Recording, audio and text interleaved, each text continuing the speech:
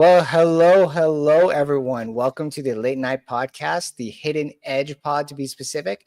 My name is Sam, and this is Kris as well, the usual crew. No one guest-wise, but definitely special. And we had, it's been some time since we've done a public podcast with you guys. I mean, I don't even know what else to cover. Like, so much has happened. We just got to start with the most recent events. I mean, coming in today, we are just inches away from the all-time highs. I mean, can you taste it? I could taste it. I could smell it. No, I have a bunch of Google, so I can't taste it. I know you can't taste it. Okay, but hey, the last time I checked, the cruises are CCO is like almost near those 52-week highs, and I think you need to turn the gain on your mic just a little bit, man. There you go. Oh, my bad. I think my kid was playing. How about now? Is that better? Much better. There you go. Okay, yeah. No, my kid was probably playing with this thing, but no. Oh, go ahead.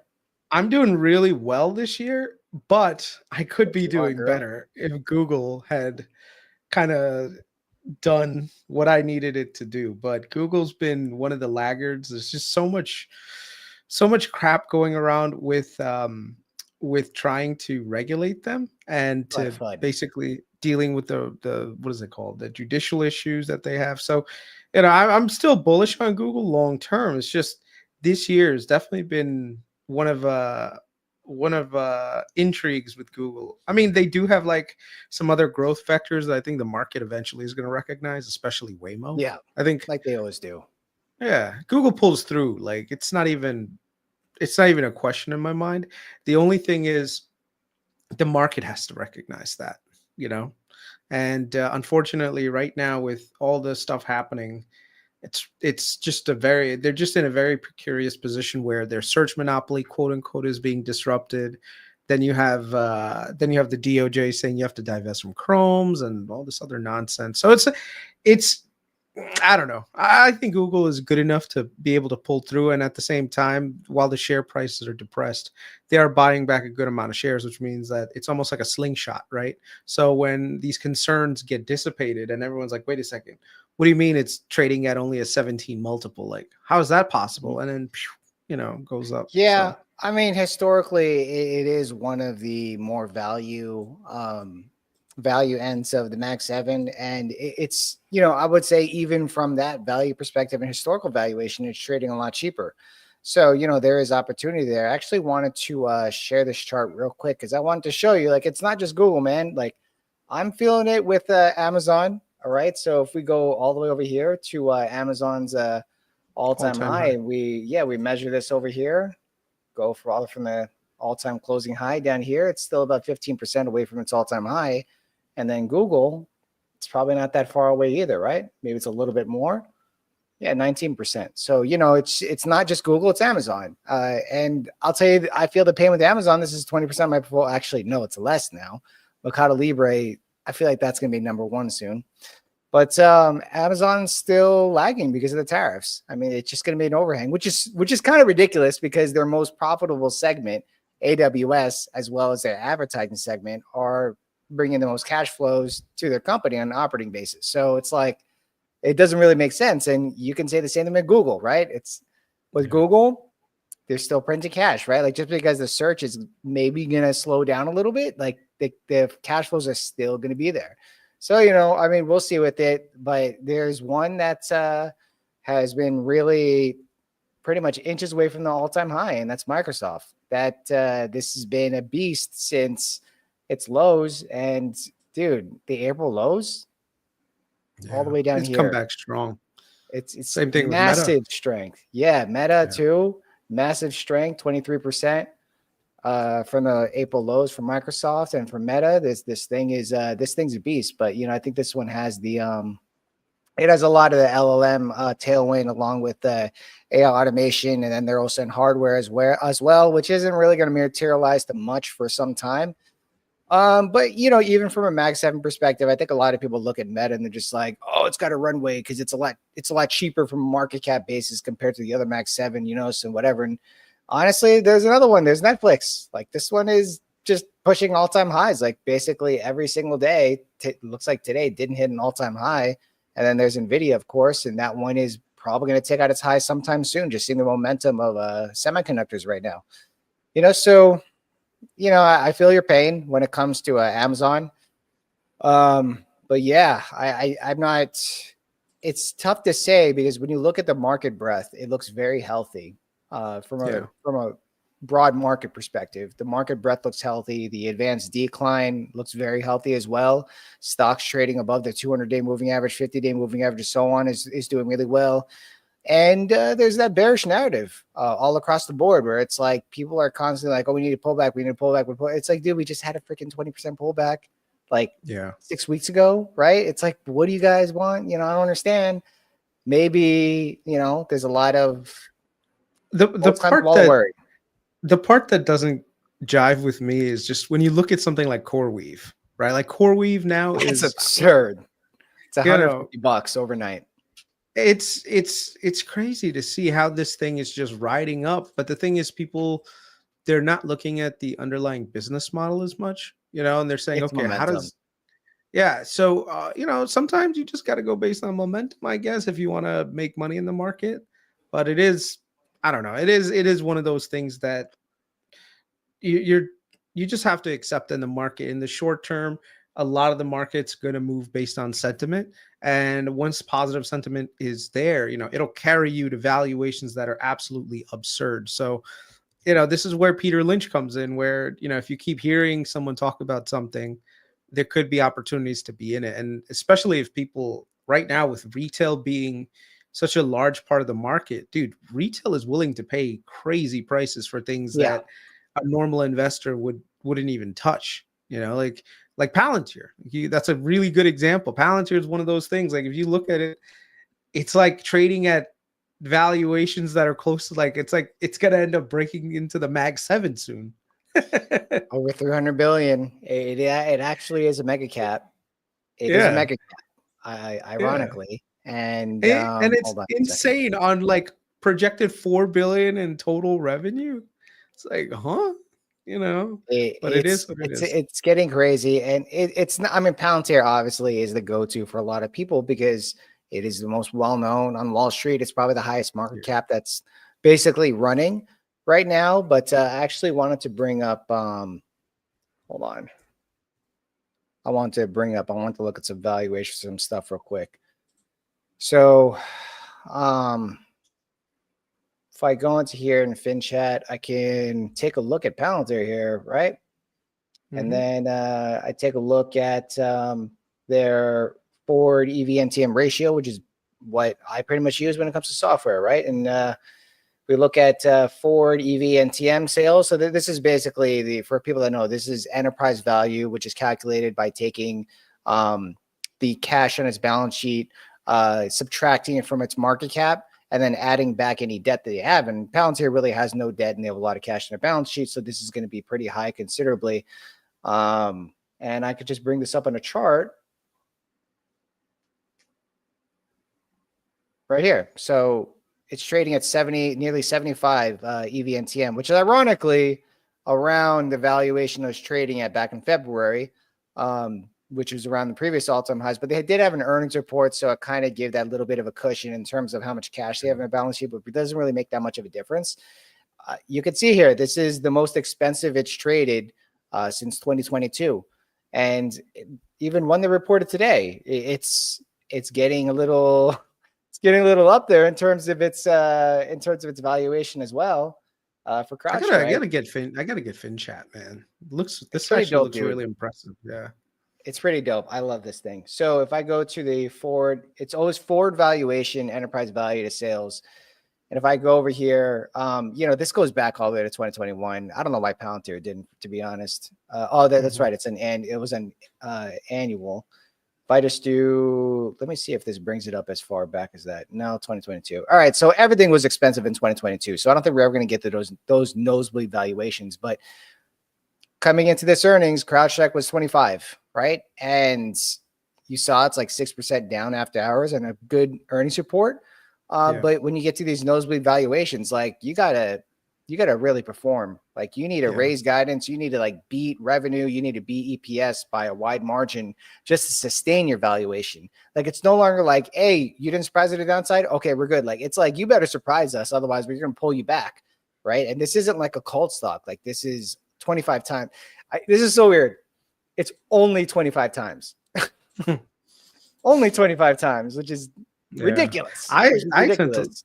I tend to look at companies closer to, believe it or not, between 10 and 15 EVM, earnings. So like, I mean, enterprise value, right? So the way that you do the the way that I do, let's say, a calculation is, if I see a company, and you have to be very sector specific. So you can't just say use the same kind of formula for a technology company as you would use for like an energy company or Yeah, a you REIT. can't do it for You those. can't do Yeah. that. So you have to be very sector specific. So if I look at a company, its EBITDA is doing, let's say, and I usually look at EBITDA to valuation, because I Yeah. think EBITDA usually gives a better description of what the business's operating looks like. I know that sometimes it can be a little bit what's the word, a little bit jarring to look at, because it's like, oh, well, this doesn't make sense because of X, Y, and Z, and they have all these carve outs. But for the most part, most reputable companies, they do it. The market has moved to the EBITDA, using EBITDA multiples as a way to figure out enterprise value. So the way that you typically do it, like the way that I do it, is I look at the value of the business. So I look at the EBITDA, right? I slap on an EBITDA multiple that I think is fair for these guys. So if they're really executing and their super growth is, their growth is just up there, then of course you're going to give them a higher, multiple, right? So let's say a company is doing 5 billion in EBITDA. What I would do is, then I would say, you know what, let's go for a 10, like a 10 times EBITDA. So you would multiply it by 10, right? And then subtract out the debt. So that this way, now you get your enterprise value, right? And then you use that to figure out what the market cap is going to be. So EV to it's EBITDA, EV to EBITDA. Yeah. So this way you figure out, like, okay, yeah, this is forward or this. trailing. Usually I'll do forward, because if you're looking at it backwards, it's not helpful. So you have to figure out like projections on what the EBITDA is going to Yeah. look Yeah. like. And the thing is, the way that you could even figure that out is just look at historical growth rates and then model it out based on that, with giving it a little bit of like, discounts here and there. So if you give like a 20% discount on deceleration or something, right? The analysts do a pretty good job of figuring things out, maybe like 1 year to 2 years ahead of time. And depending Yeah, on you the can do business it on also, that. it's, Yeah. yeah, depending on the business, like, you can tell most software companies, they're going to have growth rates, depending on who they are, like between 20 and 30% on a TTM basis, if they're good. And so based on that, you take the revenue amount, multiply that revenue growth, do it a couple of years. That gives you a projected revenue, what it's going to look like. You take the operating the EBITDA the ops margin, and you apply the margin against that. And there you go. Now you've got yourself a EBITDA number that you would utilize, and then you would just go from there. So all of Yeah. this is just math, but once you figure out, it's actually not that hard. So Yeah, I mean that's the only thing when it comes to software, which you already know I'm a big investor in software, is that yeah, because of the growth with software stocks, and they're usually like at least at least teens double digits. Otherwise, like they're mature as hell, like a Salesforce or something, or Microsoft. But if you take something like CrowdStrike, they came in, I think it was like about 20% year over year in terms of growth. You have to track it out on a forward basis, because they did guide for 20% growth through the end of the year, which means that you don't. Well, I mean, I guess in this case it did come in at 20%, so 20% forward. But usually with software stocks is that sometimes they accelerate, sometimes they decelerate. But also on top of that is that the revenue is so volatile when it comes to software stocks versus like a mega cap like Microsoft, or even another field, maybe like a REIT or something, which is basically flat revenue throughout the entire year. You can't really use that metric for anything. And then you take the EV/NTM. So like, let's say for CrowdStrike, that's 25 times, right? EV/NTM sales. But then you look at the rule of 40 score. The rule of 40 score is calculated by taking the growth rate and then adding. Usually a lot of people use free cash flow margins, which in this case, CrowdStrike, I think it's usually taken with the adjusted basis. So I get what you're saying where you use the EBITDA, but a lot of software stocks, especially like fast growing ones, even ad tech as well, they use adjusted free cash flow, so that they're reconciling an adjusted figure that isn't a GAAP metric for accounting purposes. They're using it to basically like show they're basically subtracting like all their operating expenses, all of their SBC or stock-based compensation, all that, because software stocks generally pay a lot out for these because engineers are very expensive, especially if you want like very competitive talent, right? So you take in all these factors, and CrowdStrike does have a rule of, I forget the exact numbers, in the 50s or 60s. Palantir is like 80 something, some crazy number. But we all got to remember, these are adjusted figures. They're not standard, or they're not GAAP figures. So I don't want to say they could make up anything, but they could really make up anything at that point, because this is not an accounting figure. So like, yeah, Palantir has like 80 something. It's like, hey, look at this. This justifies it's 75. It's like, no, it doesn't, man. You are buying the future growth and what you think Palantir will become, and justifying that for making your purchase today. And I'm not going to discount that, because the price could be higher in like a year. It can be. And honestly, if the market stays bullish, it probably will be, right? You're going to make money.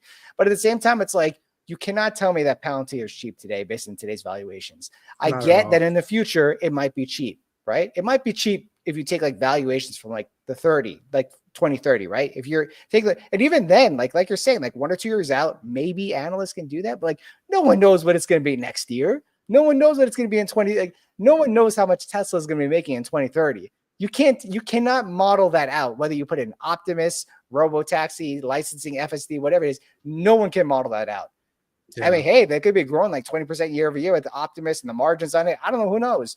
But it's like, if you're buying Tesla, if you're buying Palantir today, you are not buying it for valuation. You're buying it because you're buying it because you think that in the future it's going to be worth a lot more, which, looking at the government contracts are getting, it might be, but the market has to stay bullish. If we go through a bear market, this thing's going to get slaughtered. Didn't get that much slaughtered that fast. That was like a flash crash we basically had. But if that, dude, if we stayed in bear market territory for like a year, all these stocks would be slaughtered. Like I would be not in the best mood, right? Like I would not be in a good mood. Like my portfolio would be slaughtered. I have growth stocks left and right. But the thing is that we're in a bull market, so everyone looks like a genius, right? Yeah. But we got to remember, when we go through a recession, okay, we just don't know when it's going to happen, and this will move on to our next topic. But when we do, let's all not forget, okay, we can go through recessions. We haven't been through like a real recession in some time, and it can happen. And when that happens, you will see who the real fund managers are out there. But right now, everyone's a genius because everyone's making money. Everything's going up. Right. So that's the stipulation when it comes to these type of situations. All right. So let's get off of our soapbox real quick, and let's talk about some of the positions that we have, and then we could look at some. Not in detail. We don't want to disclose that information on this one. Yeah. I mean, all right. So we're not going to talk about stock specifically. If you want to talk about stock specifically, join our Patreon. That we provide some great information, like Rubric. Like, you should take your victory lap on Rubric. I'll take my victory lap on Venture Global. Venture Global is very nice, and it's actually really funny because it's like there's so much disbelief in what's happening in Venture Global because there's so much. We'll get into that one a little bit later on, but this is a really nice setup heading up from Venture Global. It's a very nice setup. So kudos to you, and also kudos to Matt as well for you guys like calling that one out. But those are some great ones. Yeah, and same thing with you with Rubric, and I think Robinhood. I think you nailed Robinhood and Rubric at the same time. So how are you doing in the portfolio this year so far? I'm doing pretty good. I don't want to say how well I'm doing, but it's a good year. And I have to be honest, even through the drawdown that we went through in April, I was still outperforming the market, but that's because I was strategic with like hedges and stuff. But other than that, I think de-risking at the beginning of the year, missing out a little bit on the pump into all-time highs in February, but de-risking as in like taking out almost all my leverage and just going like straight shares, that has protected me to the downside substantially. And I would be up a lot more if I kept it on probably, but I would have to stomach some serious drawdown if I held on to that. Yeah, I mean, when we got that giant drawdown in April, man, let me tell you, I was adding to the venture global position, so it really helped me out. But then I also added a little bit to the TLT thing, which, by the way, I think eventually is going to play out. It's just going to take some time. I think right now the numbers that we're seeing headline are showing that like we aren't in a really bad state in the economy, but the underlying data that I'm seeing shows that we've got some massive deflationary headwinds coming our way. The only thing is the bond market is not necessarily recognizing it, primarily because the short end of the curve is controlled by the Fed, right? So when they cut, they raise, whatever, that's going to take care of the short end of the curve. The long end of the curve is more guided based on policy decisions by the administration on, how they're going to approach dealing with the debt, right? So if the long-term health of the United States in terms of fiscal responsibility is high, people are willing to buy the long end of the curve, right? It makes perfect sense. The challenge is right now with the long end of the curve, people are seeing the disinflation in the short term, which everyone is bullish on, but at the same time, they see the reckless spending that's happening in Washington, D.C., and they're saying, hey, wait a second, these guys are going to be signing up for a debt crisis in the future, in which case there's more risk in the long end of the curve. And so with that in mind, people are like staying away from, treasuries, especially the longer dated treasuries. And some people are actually shorting it. Like Stan Druckenmiller called it right in November when him and I think Paul Tudor Jones started shorting treasuries at that time. Long bonds. He didn't short the short bonds. Buffett is heavy into short bonds, but not the long end of the curve. So Druck did really well doing that. I'm not sure if But they're still in there. Are they still in that? I know they're I still in don't the know. here. I was actually looking for that to see if they were still in it, Yeah. but they made their quick money, and I think they're pretty much out. I think Yeah, I think so too. the key for the long bond is that, number one, you need to see growth in the country kind of slow down a little bit, so that this way we do get some cuts in the short term interest rates. And the reason why cuts in the short term actually and eventually, work their way to the long term is because people who are getting a nice yield on the short will go to like the medium, and the medium people go to the long, and basically the curve will come down together. So that's like one thing. The other thing is, I think that there's enough people making noise right now with regards to within the congressional Republicans that you're going to see some concessions made on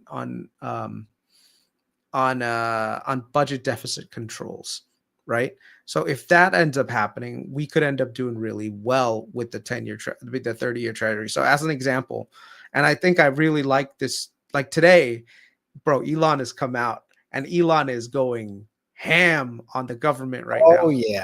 Oh yeah. I'm interested to see what's going to happen because we haven't seen the backlash in that yet. I'm kind of Dude, scared. I'm kind of scared for my Tesla swing. So we'll see what no, happens with that man. I mean, he's doing, look, you have to, Elon is a guy, he's a billionaire, but he's not one of those billionaires that's like, yeah, I want to screw over the country so that I get tax breaks. I could be even richer than I am today. Like he understands that, dude, the long-term health of the country is the most important thing. And one of the things that you need is you need good fiscal decisions, so you need the government to not be so politically driven by winning the hearts and minds of people by just doing a bunch of free giveaways, and then you end up screwing over the country in the long run. I mean, you can't keep kicking this can down the road. I know we've been doing it for the last 20 years. I think the worst thing is just the amount of debt that we have. And look, this is the part that always sucks. But when times are good is when you need to cut back on spending, not double down on spending more. You know, that's the part that gets me. Like right now, we're in a good place. So let's not go crazy with spending money on tax cuts that we may or may not need right now. And you know what? I agree that maybe some tax cuts on the bottom end of the curve, bottom end of the quartile may not be a bad idea because they really are hurting a lot more than people like sitting at the top. Those people, I wouldn't be opposed to some rollbacks on the 2017 job cuts, you know? Like literally those cuts with the exception of maybe the corporate taxes, which were permanently lower, which were lowered to like 21%. Keep those, because those will keep those companies from reinvesting back into hiring people, spending on capital, all that stuff. But the rest of the stuff, dude, it's not good. It's not good. You know that's never gonna happen. The day that happens, that someone actually tries to stop it. We just saw what happened in April. We saw it can happen, what brother. happened, and he pivoted. He is not going to do that again. He pivoted, and that is the reason why the market's coming back. And I think the market's okay with it. The reason why they're okay with it is because the market doesn't look past a few months ahead, man. Like if they did, then we'd be smoked right now if the market looked that far ahead, but it doesn't look that far ahead. It's focusing more on corporate profits, and the tax bill is bullish for corporate profits. It really is. And yes, we're kicking the can down the road, but the market doesn't care about that. I'm not saying like, hey, let's all blindly get into the market for like until infinity, but I mean, the writing's on the wall right now that the market doesn't care about debt. And it also doesn't care about tariffs anymore. It's not bringing down the market. What does the market care about? I don't know, because whatever is being thrown at the market in terms of negative news, it's not bringing it down. And I mean, the way that I usually say this is that I'm pretty reactive. So if I see weakness, I'm going to hedge myself, right? I'll act if I need to act. However, at the same time, is there really weakness right now in the market? Like there's weakness in certain, like housing looks terrible right now, right? Even the data is showing it. I don't think it's going to fall off a cliff. I think it's just normalizing from the perspective of pre-COVID, right? Like we are lower than pre-COVID levels, but at the same time, it's like it's going to overshoot it to the downside. I think it's going to come back eventually, but the long-term rates is going to become a problem for housing. And it is still a problem for housing. The problem is that who spends the most in this economy? The upper class, and they have all the real estate, all that. They're getting all the upside from real estate going up. They're getting all the upside, and they also have stocks, or they're getting all the upside with stocks, and they own companies. So like they don't care about being unemployed, and they spend the most, right? So if they're spending the most, they're going to keep pumping the economy, and the income inequality is going to keep getting worse. It will keep getting, the poor will get poorer, and the richer will just keep getting richer. And I mean, just make sure you're on the right side of that equation. Just make sure you're on the right side of the equation. I'm pretty sure anyone who's on this side wants to be on the right side of the equation, first of all. But at the same time, it's like they don't care about it, because the people in power, they're all in the upper class. And the people who have the most influence and power in society with the most amount of like collective votes, they're in the upper class. Why would they want to shoot themselves in the foot? Like I just feel we know what morally is the right thing to do. But let's be honest, the government's going to look out for the government. All right. If they cared about all the people in the country, we would not be functioning the way we're functioning. I think the income inequality has just gotten worse ever since, if I could really track it from all the reading that I've been doing, all the data that I've been looking at, this really goes all the way back to I wouldn't say World War II, not that far back, but to when they debased they depegged the currency, or the US dollar, to gold. When they stopped doing that, it has just been printing machine left and right. And when I say that, like we are literally talking a long-term scale of just massive secular depreciation of any type of hard assets, that the only way to circumvent that is to own stocks, houses, and so on. If you stuff your money under a mattress, you are literally losing money every single year at a rate of what, like 2.5%, 3%. And on top of that, you're paying more in taxes. Taxes is essentially hidden inflation the government's imposing on people, because we all know with these tariffs, Amazon's not going to suck it. I mean, like, we're going to take the hit, guys. We're going to take the hit in these tariffs. Like, no, they're going to take that $5 Chinese hair dryer that you're buying that's getting shipped from China, and they're going to make that $10, and you're going to pay for that tariff. Not Amazon, not the government. You're going to pay for it. And then the government turns around and says, hey guys, we're going to lower your tax rate. Great. But then you're paying more for your Amazon hair dryers from China. So what exactly happened here? We're basically funding the government. That's all we're doing. I mean, it just came down. I mean, I think these tariffs, man, and people don't realize it. that how much of this is just going to keep making things worse, you know. But it is what it is. I think right now the placating is real, but at the same time the people at the top are just getting richer and richer, you know. I think the worst decision ever made was People's United, where basically you're allowed to do all these super PACs and everything else. So I think these super PACs have disproportionate amount of control over the politicians, and so the What? People's politicians, United?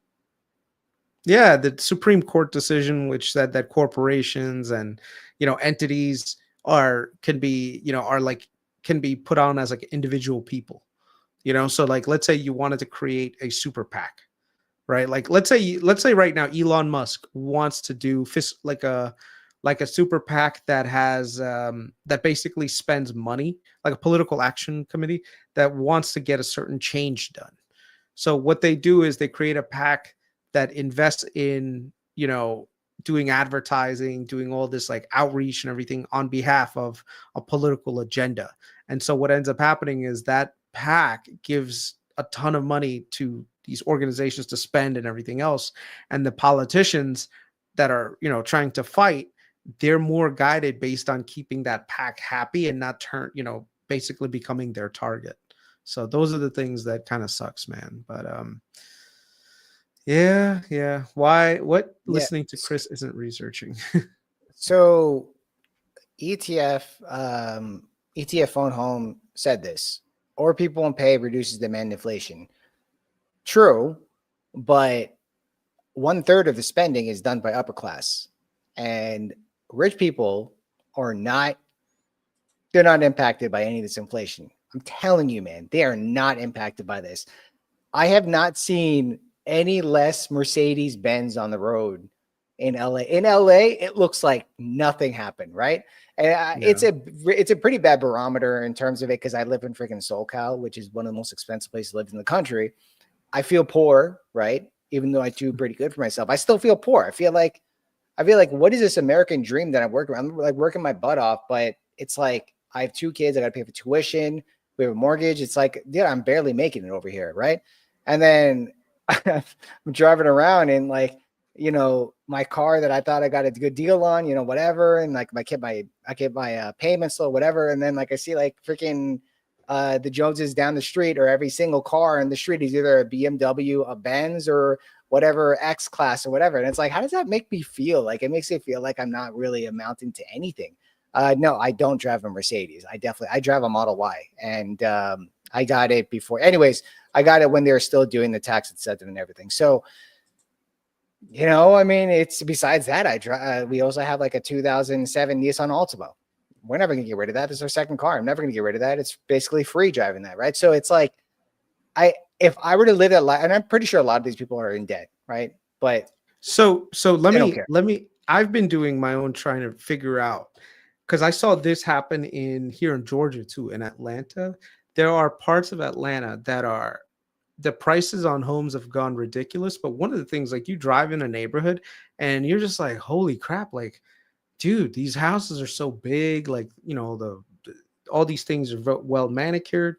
And the biggest distortion that I've seen is that a lot of these people bought homes prior to 2020, and their interest rates on their mortgages are so low. I mean, including yourself, right? Like, the mortgage that you're paying is so low. So what ends up happening is you get this huge stimulus, if you think about it, compared to everyone else. So let's say right now you have, like, and this is like, I've seen a bunch of houses, like there'll be like $3 million house, and you look at the underlying mortgage on the property, it's like 2.75. So the person is now leveraging that money to live this really nice life.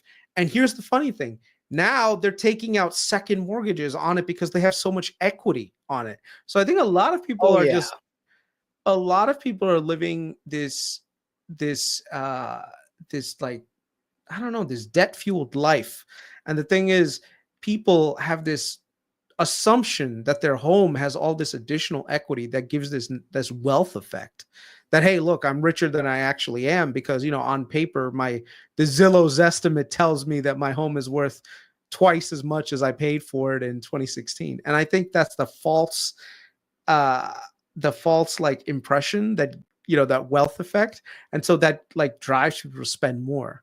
For me, I always think like, hey, a home is a home, but then on top of it, like, what do I have in liquid assets? Like right now, if you said to Kris Patel, like, hey, Kris, like I need X amount of money, like how much money could I do without going out there and selling my home? So I think over time, we're going to see home prices kind of, I don't want to say come down. Like they might come down maybe 1 or 2% depending on which region you live in. And so if you see a lot more homes coming on the market, a lot more, the growth, the price appreciation on those homes is going to come down. And if that happens, I think it's going to tap a lot of people's liquidity. And that liquidity tap is going to reach into that spending habits, even among the super wealthy. The other thing that I've also realized, like noticed, is that a lot of the counties have become so dependent on property taxes that now you got to be very careful, because a lot of these assessments, they keep assessing these things at a higher and a higher and a higher price. And you're just like, holy shit, the property taxes are insane now. Because what they've basically been accustomed to is, hey, property taxes, property prices go up, we tax them more. But instead of saying, let's control our finances at the county level, they've been going crazy with spending. And the way that they've been spending, Sam, is that they've been taking on a lot of debt. So it's really hard for me to aggregate all of this data together because it's just all over the place. But I've seen examples where counties have basically leveraged their property taxes and said, look, this is my net revenue for my taxes. I can issue bonds and then literally get all of these bonds and go out and spend it. Now, the thing is, the balance sheet for these guys is their debt pile keeps growing, growing, and growing. Now, if you took that same debt pile and weighed it up against these houses, some of them are leveraged. Sam, I'm not even kidding. Leveraged up like 50 to 100%. Okay. Now, what does this mean to just everyone in the comment section? Let's say you buy a house and it's worth, I don't know, $400,000. The thing is, what if your county actually owes $400,000 against that $400,000 house, right?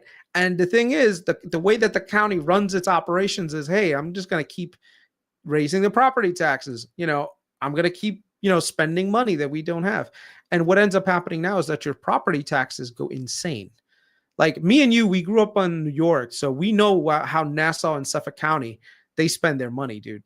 If you look at some of the property taxes over there, it's pretty wild. I mean, I live in California too, so it's like 10%. It's got a one handle in front of it. It's just as bad here. I mean, I grew up in Suffolk County, so I mean, I know exactly how it is. Certainly, though, I would feel that in those areas, the property taxes, you can actually see your money go towards something. I went to a public school growing up, and you could see the tax money being spent, rightfully so. In SoCal, like, I have no idea where they're spending this money. Like, the roads are crappy, the schools are terrible, everything is so bad, crime rates are high, homeless people, whatever. It's like, what is my money going toward? Suffolk County, it's like you could eat on the sidewalk. You don't need to send your kid to a public school with a bulletproof vest. Go ahead. Yeah. Here, take a look. This is a house in Suffolk County in Dix Hills. Okay. Nice neighborhood. Oh, is that my house? No, just kidding. So nice home, nothing like, oh my God. Like, wait, did you say Dix Hills? Dix Hills, yeah. Was that coincidence? Why? Did you know that I grew up in Dix Hills? No, well, I think I might have known, but the Dix Hills just was the first one that came to mind. So, I mean, we could look at Comac, right, or whatever. But if you look at Dix, yeah, Comac is. I went to school in Long Island, so I went to Stony Brook, and so did Sam. So we didn't know each other back then. We didn't know each other. It's a pure coincidence. It's a pure coincidence. I met him like two years ago when he was longing Disney, and I was like, man, Kris and I are in the same thought pattern here, and that was actually a good trade, by the way. That was the conviction right there. Yeah. So if you look at this is a property in Suffolk County. First of all, it's about almost 890,000. Dix Hills is a really great area. It's got great schools. And then you look at your monthly mortgage payment, right? So first of all, your monthly payment is about $6,100, almost $6,200. $6,200. Let me repeat that. $6,200 per month. What is that annualized? Look at the down payment. Yeah. Look at the down Where's payment. the down? Where's the down? And that's a 20% down Yeah, payment. that's a 20. Who in the world? Okay, if you can afford this, you're not just putting down 20%. Like Yeah. you could put down Now, more than that. Like, oh, go ahead. the part that gets me is if you look at your principal and interest, it's 4,600. But look at your property taxes and home insurance. That ends up being close It's to a like month. A month. that's per month. Like that's not even like, hey, I'm paying my house. This is per month. This is what you're paying. And this is like this in all like Suffolk, Nassau, and Westchester. And but the thing is, this is something that ends up causing property prices to stay somewhat like lower than what you could theoretically get in the future for it. So you have to really, when you're buying a home, also look at the county that you're buying a home in, because Kris, do mine, San Jose. Yeah, shut paper gains, bro. You live in one of the wealthiest parts of No, but of the country, bro. I'm not looking up your property taxes because if he owned his house for a while, then it definitely appreciated. You know, I yeah. would have to say that I looked up my house in Dix Hills, and the house is worth more. I think it's worth $1 million now. And my parents bought that house for like 300 something thousand, Mhm. and that was in 2000. 2000. No. That was like a 1997 or something, right? So obviously, like it's appreciated a lot. But at that time, yeah, they probably would have refinanced and so on. But it's like, dude, these places appreciated, so they appreciated the majority of their gains in the last 5 years. So Yeah. I think before that, it was probably like 700,000. So like, just think about that appreciation. Like I bought my house right when COVID started, right? Yeah. And I live in Southern California, so the thing is appreciated a lot. But if I look next door and I looked at the value of the houses next door, and they're just like on par with mine. And I'm like, these people refinance. Like Yeah. there's no way, because they don't even work I'm, and they're I'm able to buy all this stuff. I'm gonna put San Jose. All right. So Oh, paper gains. I'm you gonna did I'm such gonna a look at. profile.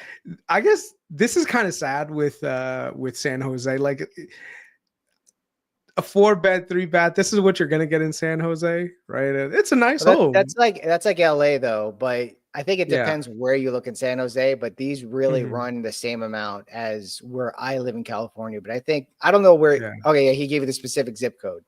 So Yeah. if you look at that zip code, it's probably way more expensive. But it All right. really Give me this. depends What where is you the live zip in San code? Let's Jose. see. He said Uh, uh, 95125.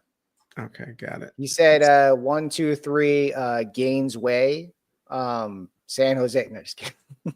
Give I about that see a whole bunch 123 of Gaines Way. condos.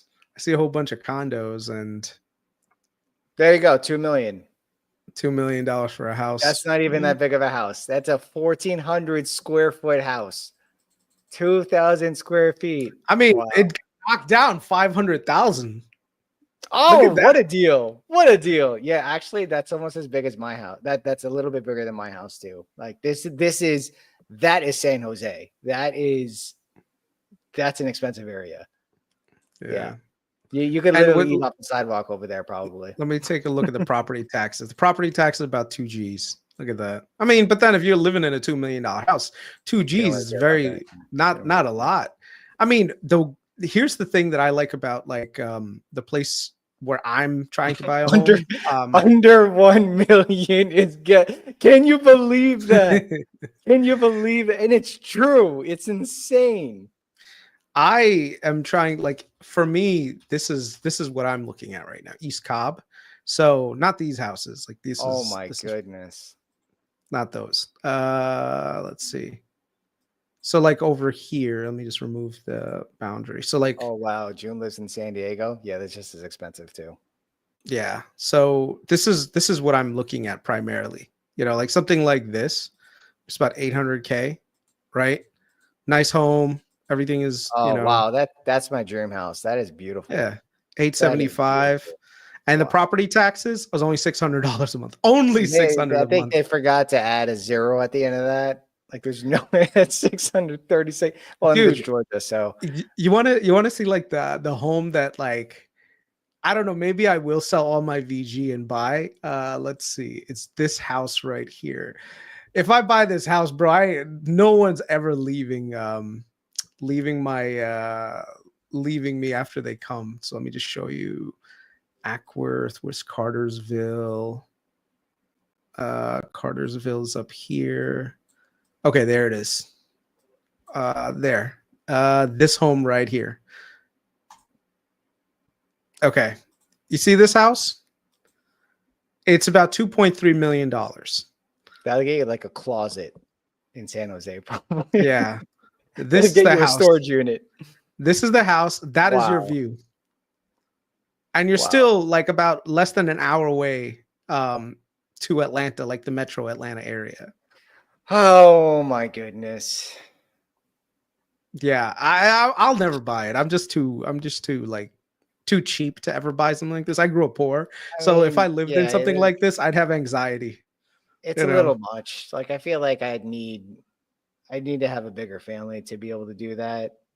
But Yeah, it's just like it's just crazy. Just if I take my house and I move somewhere in the suburbs or something, like not Yeah. California, like somewhere else, like I'd be able to just buy my dream house, and I can't.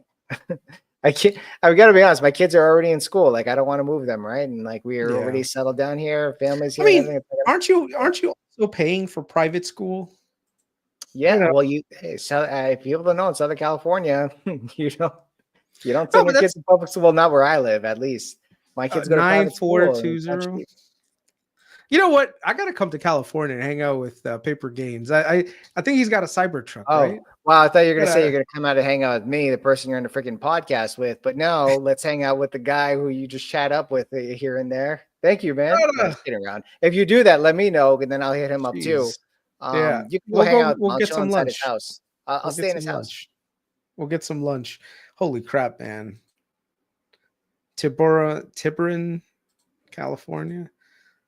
I mean, me and the wife. This is where me and the wife will go to retire. Like, I would love to retire in Cali. Oh, sorry. Me and the wife would love to retire in California, man. You know. Okay, there it is. $3 million. How much is that? How much? Oh, 3 million? Yeah. I don't really like that.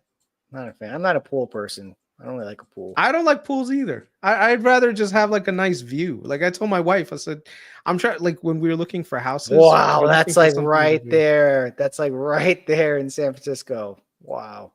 Yeah, actually a buddy of mine, I mean, he actually has a house in that area. And I mean, the guy's worked pretty hard. He owns his own IT business and everything, so he deserves it. But like, yeah, I mean, he actually bought a house in Malibu like 30 years, no, not 30, like 20 years ago, right? And he's held it since. And then moving there is like a lateral move for him because Malibu is ridiculously expensive. So, but like, yeah, it's real estate, dude. Like, I feel like if you don't, it's not even just real estate. Like, I feel like if you don't own assets, like you're literally going to take it to the chin with just the economy nowadays. Like there's no way you can accumulate. There's no way you can grow your wealth like just working like a job. Like I feel like in like 5 years at this rate, in like 5 or 10 years, like the American dream is just going to be out the gutter. Like how can you afford to live in any metropolitan area or any major any concentrated I'll tell you how you join our Patreon. That's you join the Patreon. That's how you do it. You make sure you supplement your income with a bunch of gains. That's the only way. And join the only way to do it. It's the only way. Since Paper Gains is here, join his Patreon if you need some short-term income as well. No, don't join his Patreon. Join our Patreon. Don't join his That's Patreon. Right. Join our Patreon. Screw Paper Gains. Our stream. Don't do real gains, people. Real cash gains. That's right. No, but you know, that's one thing really nice to see on the Patreon when people are actually doing really well and actually making good money because of some of the stuff that we, talk about and stuff. It's nice to see that, and I'm sure some of you guys are in the chat as well that you see, you've done well on certain things. And I think for me, my goal with the Patreon has always been try to just provide as much good due diligence on companies as I can, and hopefully it just keeps people above water, and gives them some returns. So I mean, it wasn't I think it's not even just our community, like it's just in general, like even on Twitter, like you have a flood of people. Like, for example, let's take an example of Transmedics, right? Yeah. I did not stick around for that long enough. I don't regret it because it was opportunity cost for me, but I know a lot of people on FinTwit where they were hard with Transmedics, and even people in our group too.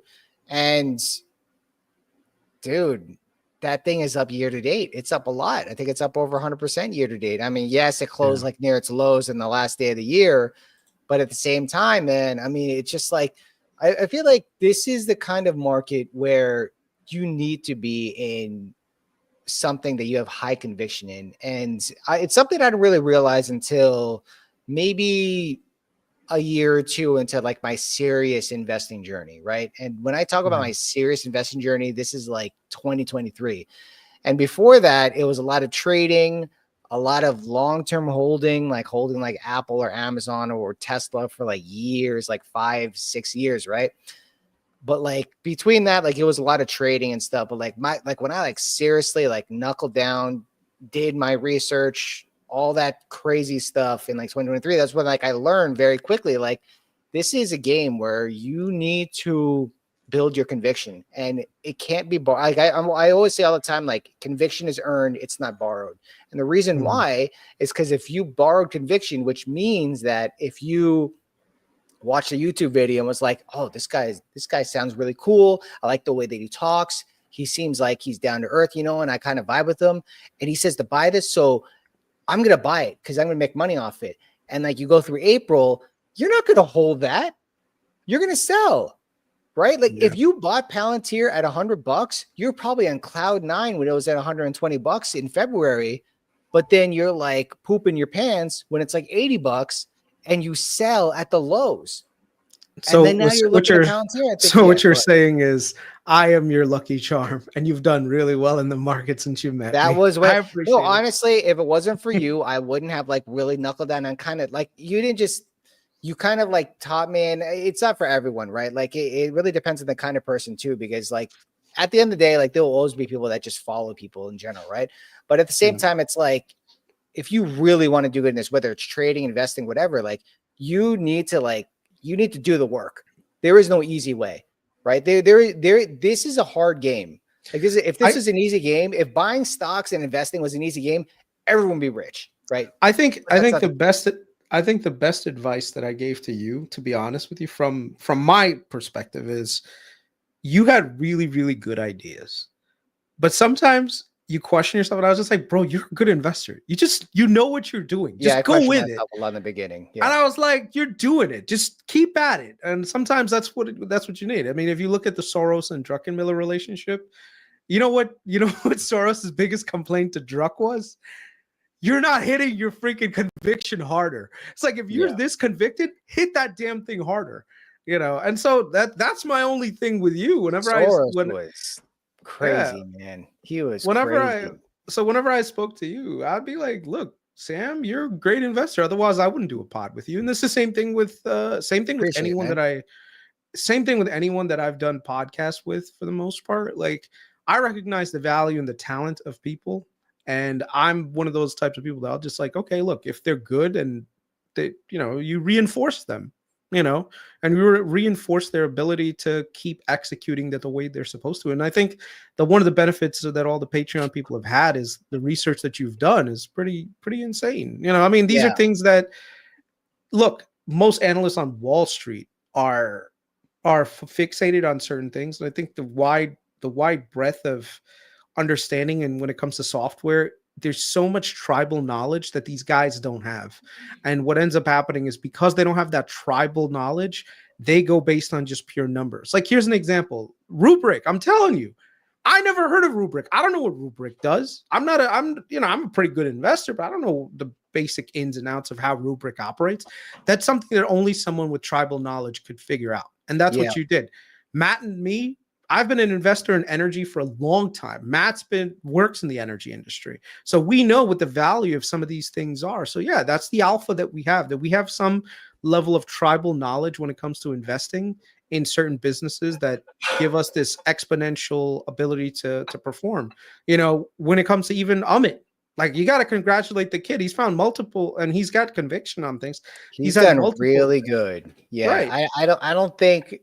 See, here's the thing. Like, he's had a lot of wins. And I think what really makes him stand out is the fact that Elon Musk reposted a video. Not just kidding around. The fact that he really stands out is because his track record is pretty good in terms of like things that he really hit it out of the park with Yeah. versus things that he might have missed on or things that just haven't performed. And I think that that really stands out. But also he's pretty public out there in terms of positioning. Like he doesn't have like any type of subscription business or anything. So like, you know, it's very genuine what he does, right? He's not trying to earn a living by selling services. He's trying to earn a living by actually, I don't even know if the guy earns a living or anything. Like I don't know what the deal is. But anyways, what I'm trying to say is like, yeah, he had Palantir, which is a big one. He had Robinhood. He's been in and out of hymns, but like you really only need like 2 or 3 in order to like really do well. And he already nailed 2 of them, right? And he doesn't need any more after that because he already has his nest egg and he's just going to let it grow. And that's all you need. You just need like 2 or 3. And that's what Peter Lynch says. You don't need to knock it out of the park with Evan. You just need 2 or 3, right? So like, we'll see what happens. We'll see what happens with that one. I mean, this is still a long game. I mean, it feels like it was just 2023 the other day. We're literally just two years after 2023, and anything can happen, guys. Like, So anything can happen. So just to discuss, I think we kind of like went on a tangent. Sorry, guys. Right now, me and Sam, we agree on a lot of things, but sometimes we disagree on things, and that's normal. My thing Yeah, we right never now, talked about this. yeah, right now, Sam thinks everything is great. The economy is doing really well, and we've got a lot more room to run. No, I didn't say everything is great. You didn't? I thought you said that. Yeah. Everything is. I'm saying that the economy is resilient, right? Yeah. It doesn't look like it's cracking down, right? Mhm. And also, it doesn't look like it's the environment that the Fed wants to cut rates, and the market's saying that, right? Mhm. I'm saying that we need to be cautious, right? Because things can turn a dime in a minute. But so far, to this day, I haven't seen any material data that the market doesn't like where it's going to bring down the entire thing come crash. Now, April was not a result of a recession happening. April was a lot of fear being baked in, uncertainty when it comes to the tariffs being on the play, right? Mhm. But were we actually in a recession? No, we were not in a recession in April. So yeah, in April we're not in a recession. Yeah, we got a little bit of slowdown from the front loading, but nothing actually happened. It was a lot of uncertainty. So that's why we had the V-shaped recovery. When we think about it today, if you ask me, I mean, from the data I'm seeing, everything looks fine. Yes, housing. I believe that when I look at the data going back to pre-COVID, because that's the only time we could actually compare it to, it looks like housing is normalizing. It doesn't look like it's falling off a cliff. I just feel like we've all gotten used to housing doing so well for the last 3 or 4 years that not seeing it perform to the same par and looking at the rate of change whenever it comes to that makes it look worse than it actually already is. And if that really was that bad, well, the market would just fall off a cliff. But I just feel like this whole housing situation, it's just projected everywhere. I see it. I see all the data everywhere and all the charts and everything that if it really was that bad, wouldn't the market react to it? So I don't think it's going to be bad. It's just we're more likely to be in contraction when it comes to homes than than what the market is kind of pricing in. I mean, if you look at the data, like this is like data from Redfin, right? So let me just share my screen real quick and just show you the housing market right Oh, now. you didn't miss anything, Zoe. We're actually just starting to talk about the real stuff right now. We've been Yeah, BSing for the last hour. pretty much. So if you look at this, the number of homes right now on the market, the number of sellers on the market is accelerating at a rapid pace, while at the same time the number of buyers has basically been priced. A lot of people have been priced out with the current interest rates the way they are. So basically what you're seeing is this buildup in inventory. Whenever you see this massive buildup in inventory, it puts downward pressure on people to actually start cutting prices. Those price cuts eventually will make it into the CPI reports. That CPI report is now going to show something that we haven't seen in a quite some time. So if you look at CPI shelter, it typically appreciates at about 3% per annum, right? So if you look at shelter CPI, right, like on a healthy side, like let's say this was distorted. Sorry, let me just redo this. So if you look at this, you can see that CPI for the most part, when it comes to shelter in normal times, like let's say from 1990 to this, it relatively stays between 3 and 4%. So even after the great financial crisis, you know, home prices, they were appreciating about 3%. And this was with ZIRP, okay, with zero interest rate policy. So what ended up happening after that was, of course, we've got that giant shock in COVID, and we had a huge rise in home prices. But since then, they've literally been just falling down and coming down. I think this time around, they're going to overshoot, and you're actually going to see CPI shelter go down, and it actually might go negative, like we saw in 2008 to this. What that's going to do is for the next, like literally maybe 3 years, we're going to see shelter prices operating way below their normal range. If they stay below their normal range, it puts downward pressure on overall CPI. But then once again, it's that wealth effect that comes into picture. So now you're going to see spending getting cut back. I think the consumer right now is getting all of its liquidity drained. Inflation is draining its liquidity, so the household budgets are, you know, going more towards essentials, especially at the bottom 50% of the curve. Then you've got property taxes, insurance, all these things weighing on people. You've got auto prices and auto loans weighing on people. Auto loan delinquencies are way up. Credit card delinquencies are through the roof. I mean, did you see the data with the credit card delinquencies right now? From let me just bring it up 1 second. The number of delinquencies has gone. This is from. Damn it, where was this? Loan delinquencies. Okay, so this is the consumer loan delinquency rate. Damn it. I think it's from Equifax. Sorry, I have to find where's the TransUnion that showed this? TransUnion.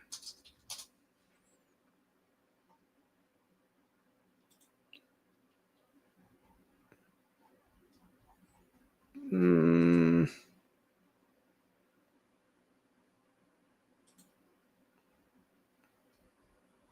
trying to find one that's like a good chart for you guys to see, but delinquencies are starting to rise across the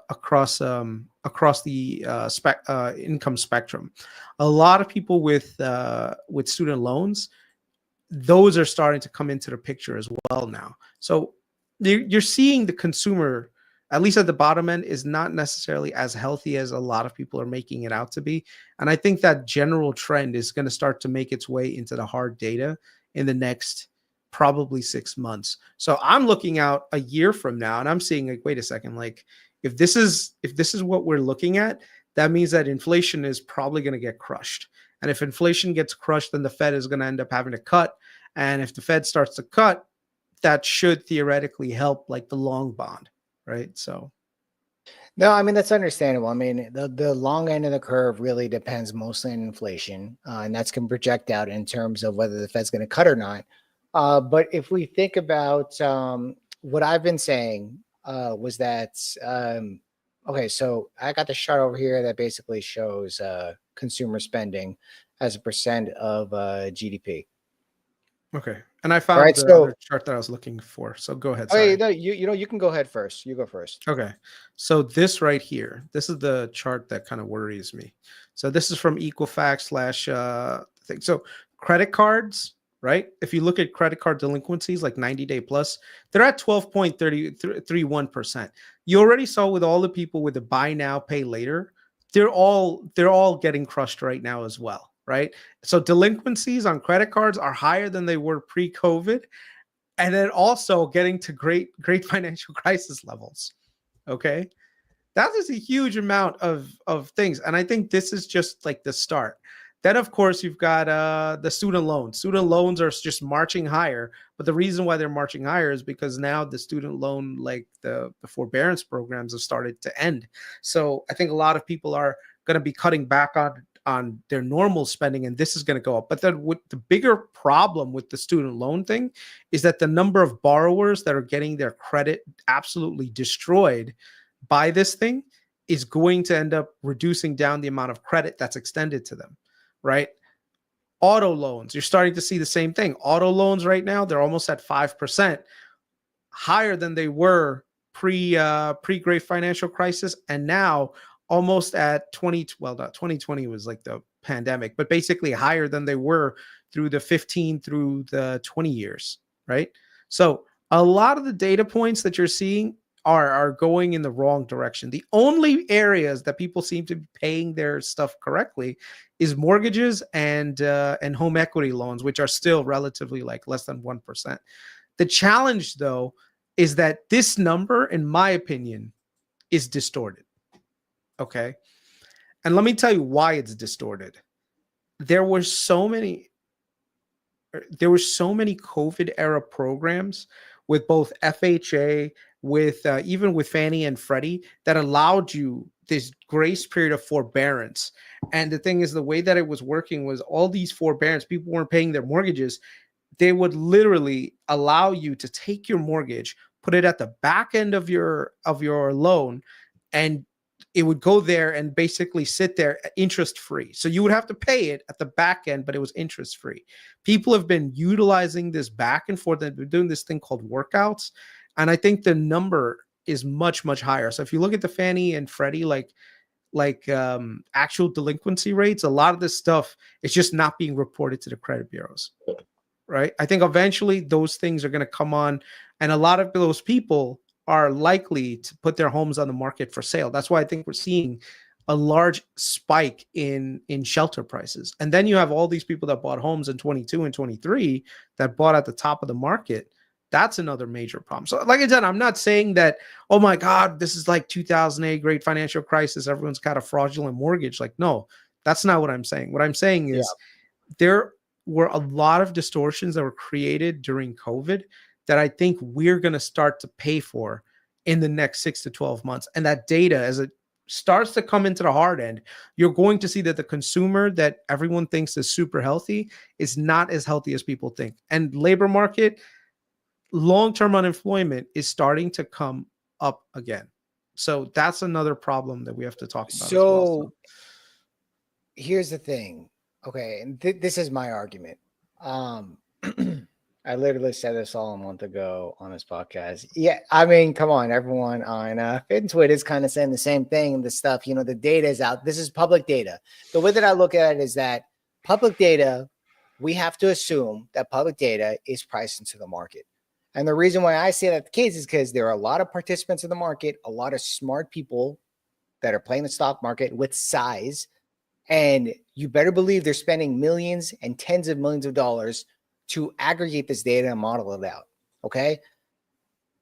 I'm sorry, but you and I are not the smartest economists in the planet. You had the smartest economists in the planet basically forecast like 20 of the last 2 recessions, right? I'm not saying that it's never going to happen. It's going to happen eventually. But my thing is that why prepare for it when you can guess or you can estimate? There's a quote, and I actually posted a quote this morning on Twitter. Actually, let me bring it up real quick because I pinned it on my Twitter because I thought it was a pretty important quote, right? And I feel like a lot of people kind of get into this trap where they're literally trying to predict a recession, preparing for a recession, and it just never happens for a long time. So quote of the day: usually is much simpler matter to forecast a bull market than to call the turn at its end. And I basically said, stop calling tops, and then quoted this person, right? And I know you're not trying to call the top of the market because clearly you're long risk assets. So like, that's not really energy in a recession, energy gets hit, tech gets hit, and so on. Like, you'd get slaughtered just like I would, especially having consumer spend, consumer discretionary stuff like CCL and cruises, whatever. Like, we'd both get slaughtered, and you're obviously not preparing for it. You're just hedging for it, right? Which is probably the smartest thing to do. My thing when it comes to hedging against it in size with shorter dated stuff, which I don't want to exactly say what you have, but like you're not looking for a move in next week. You have some time on your side, right? Yep. There are people out there who are like liquidating their portfolio, having like 30, 40% cash and like thinking like, oh, this is going to happen. I want to be prepared for it. And it's like, are you really going to be thinking the same way where the market's like 20% higher from here? Because if you are, then you got a lot of patience, but seeing the irrationality of your moves, you're probably not prepared for that, right? You're going to slowly buy back into the market, which is what we've been seeing. We've been seeing people slowly get back into the market with 1 foot out the door, right? But I just feel like if everyone has that 1 foot out the door, how do you have the bottom fall off if everyone is ready to run out of the exit? The bottom falls off when everyone is caught off guard and the exit door is this big and everyone tries to go out at the same time. That's when the bottom falls off. But I feel like right now everyone has like one foot out the door. Like they're ready for it to happen. I want to be prepared. I want to be prepared for this to happen. So anyways, with that being said, I want to back this up with some data. Okay. Because here's my thing. If we take the consumer spending, which is in here, it's about 60 to 70% of gross domestic product as of 2024. Okay. You update this information, it's going to be around the same. Like it hasn't really changed much. It's been this case. We are a consumption-based economy, not like China, where they're not a consumption-based economy. We're a consumption-based economy. Other than that, we're also a services-based economy. But if you have 60% of GDP based on consumer spending, and then if you look at this chart, you see that a good amount of the spending is done by the upper 20%, right? Like if you overlay this chart across the board, it would be this dark blue line or dark purple line. Sorry, guys, I'm not colorblind. I think this is purple. I'm not exactly sure. Just scroll in a little bit. So okay. My bad. There you go. There you go. Yeah. So average annual expenditures and then income taxes, right? So you have your highest 20%, you have your forward 20%, and so on. So the 20%, 20%, 20%, blah, blah, blah, right? And this is all the households, right?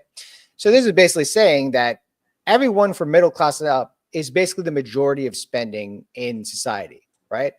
So you basically have, I would say, about like 60 to 70% of the consumption in GDP by assumption is based on the upper 50%, right?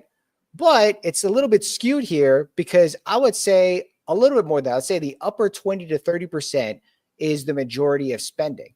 So if that's the case, we have to make the assumption that the reason why these people, am I sharing the chart? Okay, good. I'm sharing the chart. We have to assume that these people are upper class, right? They're probably less likely to be living paycheck to paycheck versus someone in the lower 30%, right? But the people in the lower 30% are not doing the majority of the spending. So if we think about credit card delinquencies, right? I even pulled up this chart right here. If we look at, this is just some data from, it's aggregated data from multiple sources. This one's from Experian, right?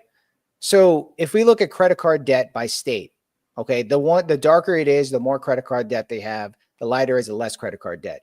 Let's look at the big major players here, the most expensive areas to live in. It's California and New York. These are not dark blue. Certainly California is a little bit darker shade blue, but these are not dark blue. The dark blue is, for some reason, New Mexico. And I mean, I'm not surprised it's Florida, right? Because people in Florida, I'm thinking Miami, so I'm a little bit biased. But there's a history of a lot of debt being summed up in Florida. I think a lot of it has to do with like property taxes being very low and state income taxes being pretty much zero and so on. I think a lot of us and a lot of people here retire and everything. I don't know, whatever it is. I can't really explain to you from an economic standpoint exactly what it is. And then if you scroll down here, credit card utilization rate has actually gone up. This supports your thesis. Credit card utilization rate and credit card debt has been going up over time. Average credit card interest rates are going up, of course, because the Fed started hiking rates in 2022. Delinquency rates, this is also in tandem and in parallel with what you're saying. Delinquencies are going up. You look at outstanding balance delinquencies, which is what you were talking about earlier. This is basically doesn't look like I would buy calls on this chart if I could, but I can't. All right. So average credit card debt by income percentage with credit card debt, right? So this is saying that 25% of people in the upper 10 percentile of income, 25% have credit card debt. Okay. And this is just saying how much debt they have, which is a very low amount. But what it's saying is that people with credit card debt, and really all of this is really skewed between the middle and lower class. But the reason why is because the middle and lower class don't make as much money as people in the upper class. So the people in the upper class do have higher credit card debt, but they can sustain it because they have a much higher income. So what I take from this data is that the majority of people with credit card debt, in terms of absolute credit card debt, are people in upper class, right? But they can afford to have the credit card debt because they have hard assets, they have a large amount of income, they have side businesses and stuff. So like that chart that I showed you with income, we don't even know how much that is true because either that's based on a survey and it definitely does not account for their businesses that they own that are not in their absolute names. It's like owned by offshore, whatever it is, you know, let's just assume the upper 10% has a lot more income than we even account for. They can sustain high levels of credit card debt. And I'm not saying that they don't want to pay their bills, but I'm just saying that the data is a little bit skewed because when you have an upper class that's basically 60% of consumer spending, and they're not going to stop spending anytime soon because they make a lot of money and they can withstand the forces of inflation as long as they possibly could because it's not going to impact them as much. Consumer spending might stay a little bit elevated. But when you're taking soft data, the soft data will eventually meet with the hard data. Soft data are surveys that are done across different regions and demographics around the country. Hard data is like actual like ADP, job change numbers, unemployment numbers. That's hard. You know what? Actually, now that I think about it, I don't know if that's actually hard data now that I think about it. What's the one that's soft data, but like is considered hard data per se? I think that's like the owner's equivalent rent.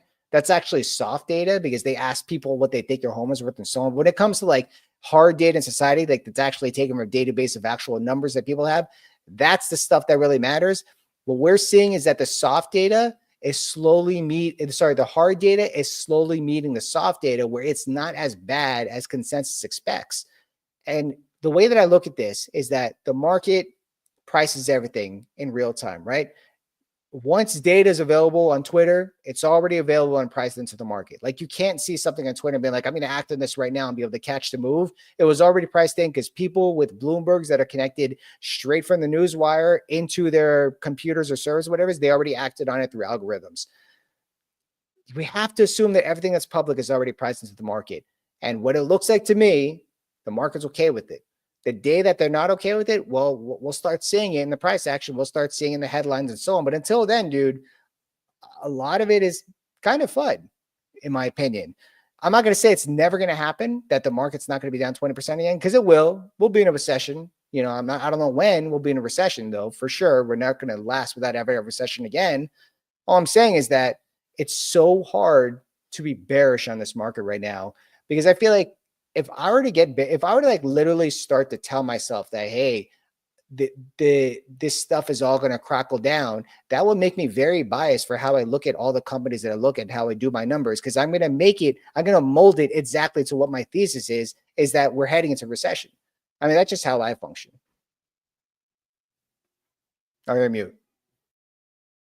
For me, I don't think we're in a recession. I just think that we're in a much more slowed growth phase, and with that slowed growth phase, multiples shouldn't be as high as what they are today, depending on what industry we're talking about. But I think the bigger opportunity is just being able to, you know, yeah, I just think we're more in like a lower growth scenario than a lot of people are assuming. So if the market is thinking that, hey, you know, we're going to get huge levels of growth, I don't necessarily think that's the case. And I think the business, I think overall the market is not going to be as crazy high of a run up as some people are expecting. You know, unless of course, you know, there are some major changes that happen legislatively that increases spending, like the big beautiful bill, deregulation, and all that stuff. Then yeah, then maybe that's something that that could do it. But I don't know. For me right now, I'm just keeping my head on a swivel. I'm making sure that I'm hedged with my positions. I definitely have a lot of long positions, but I also have some hedge positions out there via treasuries. So it's like I'm sort of like I don't know how to describe it. You know, I'm hedged. You know, I'm not gonna like make huge amount of gains by being ultra long via crazy options plays, but I'm also not gonna blow up my account either. You know, as they say, you got to live long enough to have the capital to fight the next battle. I mean, I go by the marketing and stay irrational longer than you can stay solvent. And I'm not just talking about you, I'm just saying in general. And also, Jesse Livermore, don't fight the tape, right? Yeah. If the market's telling you it's bullish, which it clearly is, don't fight it, right? I'm not saying don't be hedged. I'm much faster reactive in these situations where I kind of understand, just from my trading background, like I kind of understand the market dynamics. I'm not like any genius or anything, but like I could see if things are starting to break down. Like I look at certain indicators like market breadth, put call ratio, advanced decline. I look at that stuff on probably like a weekly basis just to see the market dynamics. And I also see what is leadership in the market. Like here's an example. I look at this chart every week right here. I know we're getting a little bit long here, but I think it's worth it, just kind of people some insight into what I look at. This is your SP 500 sectors, right? So if I look at this on a daily basis, I could see what's leading today, what isn't. Okay, you look at today, consumer discretionary and tech are leading. A lot of this really has to do with NVIDIA being up. NVIDIA is about 20% of XLK, which is the tech sector for the SP 500. It's up 1.5%. And so is Microsoft. Microsoft is pretty much green today. So is Netflix and so on. You take XLY, that's 40% Tesla, and that's Amazon, right? 20% Tesla, 20% Amazon. And that they had pretty decent days today. Like Tesla was obviously up a lot more in the morning, and then it kind of pulled back in the middle of the day. So of course, and then there's defensives, right? These are sectors that people rotate into to outperform the market, because historically in weak markets, XLU, which is utilities, and staples tend to outperform the market, and they underperform the market. Like staples is red on the day, right? And utilities is basically flat in the day, right? And these are basically your defensive stocks, like Procter and Gamble, Campbell's Noodles, all that stuff. And then you have the staples. And I can't think of the names. I could tell you like 3-4 years ago exactly what these stocks were that were in these, but like for the most part, they're defensives, right? And like you're saying, XLRE, it's not really the position that a lot of people want to be in right now. This thing has basically been flat for the last month, right? Meanwhile, May was like the best damn month in the stock market in a long time. You look at XLK in May, the thing is up and to the right. But you look at XLRE, this is the market telling you, don't buy XLRE. It's going to underperform. Why would hedge fund managers flood into XLRE right now? There is no upside here. There's no alpha here. Hedge funds generally are trend chasers. They won't chase this because this is not a trend. This is a trend. Hedge funds will buy into this on weakness if they have to. They will buy, well, maybe not. And that's the reason why Amazon's kind of been flat for a while. But you take XLC, this is communications. This is 40% Meta and Google. Google and Meta are about 20% of this entire index. And this has basically been up to the right, right? So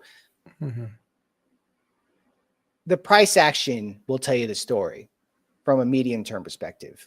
It will. Okay. Generally, most money managers are trend followers. They're following the trend right now, and that is tech. That is what it's telling you right now. NVIDIA, semiconductors, CrowdStrike, software, Snowflake. Snowflake is heading toward its 52-week high, and I have long dated calls on Snowflake because I think it's going to hit its all-time high. The charts look good and everything. It's pretty strong lately. It's being bought up on the weakness. Fundamentally perspective, I saw the earnings report. It was actually pretty good. Consensus thought Snowflake was going to miss, which they usually have been for a while, but they came in pretty strong. They're expanding profitability and margins. They're doing great, right? So these kind of things mixed with my fundamentals of what I know about these companies in terms of price action and knowing that trend. Fund managers, they follow trends. That's what they do, right? Generally, they follow alpha and they never sell the tops. They never buy the bottoms. But once you're above that 200-day moving average, man, people will come rushing back, right? And we're just seeing it every single day. And I've gotten a little bit more acclimated with technicals. When I'm looking at the moving averages, like if we were below the 200 moving day average and everything was being sold. Everyone was selling the rips, right? So that was when you got defensive. We're above it. That's when you kind of get a little bit more offensive, get a little bit more loose with short-term calls or whatever. It's just that kind of environment for me. And that's like when I execute those trades. Of course, I have my long-term portfolio, so I'm going to hold on to it. But like, that's when I do that execution. That's when I put on a little bit more leverage during those times. But like, Honestly, dude, before when we were below in April, I was not trying to be a smart guy, right? Mhm. Yeah, everyone feels so smart and in the bull market gets cocky. 100% true, right? Yeah. I was not doing well in April. I wasn't, right? But I Yeah. recovered. Of course. The point is that you hold during these periods for your long-term holdings because you don't want to sell when the VIX is above 60. Statistically speaking, and Charlie, I forget his last name, but they have a lot of data they take from a historical basis. When the VIX is at 65, 100% of the time, the market is up 1 month later. Do not sell when the VIX is 65. If you sell when the VIX is 65, you are literally betting on the world to blow up. Like you pretty much Yeah. are. Like, I don't understand. Like when the VIX is 65, it's like, why would you? That is the worst time to sell when the VIX is 65. Unless like Yeah. you're trading, whatever, like you're quick term trading, you don't have a portfolio, whatever it is. Other than that, if you have a long-term portfolio, like do not liquidate it when the VIX is 65. That's when you buy. Right now, if you're looking to get defensive, now probably wouldn't be a bad time to do it because the VIX is at 17. But at the same time, it's like this is why this game is not easy, because you have to be vigilant of this stuff, right? Or Mhm. you don't have to be, but this is just my prerogative. And when the market turns bearish, I will be ready. Like I'm not going to be like buying the dip with calls when Robinhood is going from 70 all the way down to $30. Like I'm not going to be doing that. Different story when HIMS goes from like $67 down to like $54. Like, of course, that's going to Yeah. happen today. But this is the type of things like I feel like is just it holds precedence in the market today. Didn't really Mhm. matter that much in the 2010s, but today this is just how the market is, in my opinion. It's how I see it. Yeah, for me, I think, like I said, I'm just going to be a little bit more defensive, and hopefully that'll play out for me. I mean, I've got pretty good gains right now. I'm not trying to sell any of my long positions really. I'm just been adding to my hedged position, which is TLT. Like I said, I think, and I have got a lot of time on TLT, so I'm not worried about that. So yeah, that's about it. Yeah, I mean, it's going to come back. I mean, I think that I don't know I don't know when it's going to come back. That's the only thing. Yeah. We don't know when it's going to come back. So if you don't have time on your hands, like if you have TLT calls that are expiring next week or a month from now, like good luck, because that trend doesn't look like it's going to reverse anytime tomorrow. I mean, it might. And the way TLT works is that when it reverses, right? So like, you got time on your hands that'll probably work out. But for me, I did not have time on my hands. It was I'm decaying and it Some wasn't in people my are favor. asking, are you adding to VG? I'm not adding to VG. I have a insane position on Venture Global. I really don't need to add Oh, anymore. let's look at a Yeah, chart, man. Let's look at a friggin' chart. sure. Like, please tell me when you were buying VG hard. I was VG's up buying, 21% today, just to let people yeah. know. So, I think it gets back close to its IPO level again, especially with the news around CP2 that just got approved. So we'll see. yep. We'll see when it gets back to somewhat normal again. But yeah, I think this one's got, like, if you just look at it on if you just look at this on a cash flow basis, these guys are going to generate a significant amount of cash flow in the future, and they've got a lot of tailwinds behind them. So yeah, This that's is when we were buying down here, yeah, right here. This is when yeah, I remember when you were buying here. Like, well, this is when a lot of yeah, people in the market were buying, but you were adding heavy here. yeah. And I mean, It was you're not easy, brother. basically, It was not easy. dude, it was not easy. Let me tell you, I would, if you look at my like browser history, all you see is literally just me doing calculations on what I think Venture Global's like future Yeah. earnings should be, and then like I was like, am I like, is this, am I, my thesis broken here? Like, what's going on? Is this You know, legit the Tom that is real Nash? Tom Nash. Yeah, yeah. Wow. Welcome, Tom Nash. How's it going, Good to have Tom? you Yeah, here. yeah. Next Um, decade too. Next decade's another one when it fell to the $4 amount. Ugh, that was, listen, but that was because of regulatory issues. Yeah, no, that was a micro problem. That I think VG was associated more with a macro problem than anything. Yeah. But yeah, this is when this is this was this was the time. This is we have not seen the $5 range, the $6 range since this happened. Yeah, we saw it for a minute over here.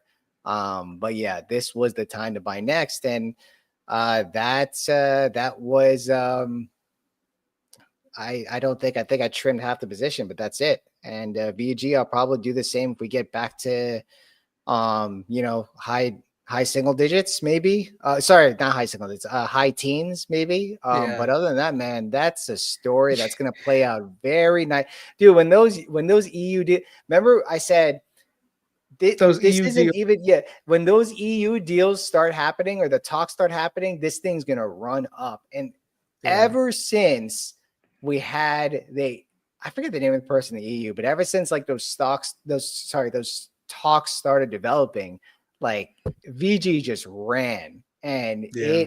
it got scary for a minute post earnings. It got scary for a minute. But yeah, I mean, this thing is volatile. It's how like 21% up today. Like, you got to be kidding me if no one's gonna take profits tomorrow. But man, that is an interesting one because it's like you don't have to really worry about it that much. And I wouldn't say like it's a hedge against the market, but it's not necessarily correlated with risk with tech. And I'm very heavy in tech, so it kind of Yeah. provides that a little bit of stability in the portfolio with non-correlating assets. So what's behind these companies? You never heard of them. You got to look, man. You got to look for industry.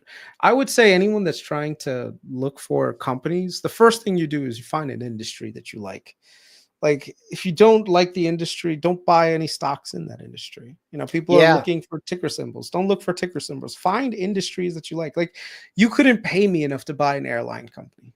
Like, you just like, Kris, here's $1 million. We're gonna buy airline companies with it? Nope, not gonna do it. there's So so first much thing, politics involved with that. yeah. And Yeah. then so you first have to find an industry. Like, here's my methodology to finding really good companies. First, start with the sector or industry that is attractive, right, to you, and that you can understand the business model. If you can understand the business model, you're well on your way to making a good return. First, figure out what industry you want to be a part of. And then you have to figure out how the industry, the constituents in that industry make money, right? Each one of them is going to basically have a certain margin. So, as an example, if you look at if you look at cruise lines, let's just give you an example. I like the cruise industry. They generate a ton of free cash flow. They don't have a lot in terms of liabilities with taxes. They do have a lot of upfront loading in debt because of like how the ships cost. But then they also have a lot of something called ECA debt, which means that they can finance things at super cheap prices.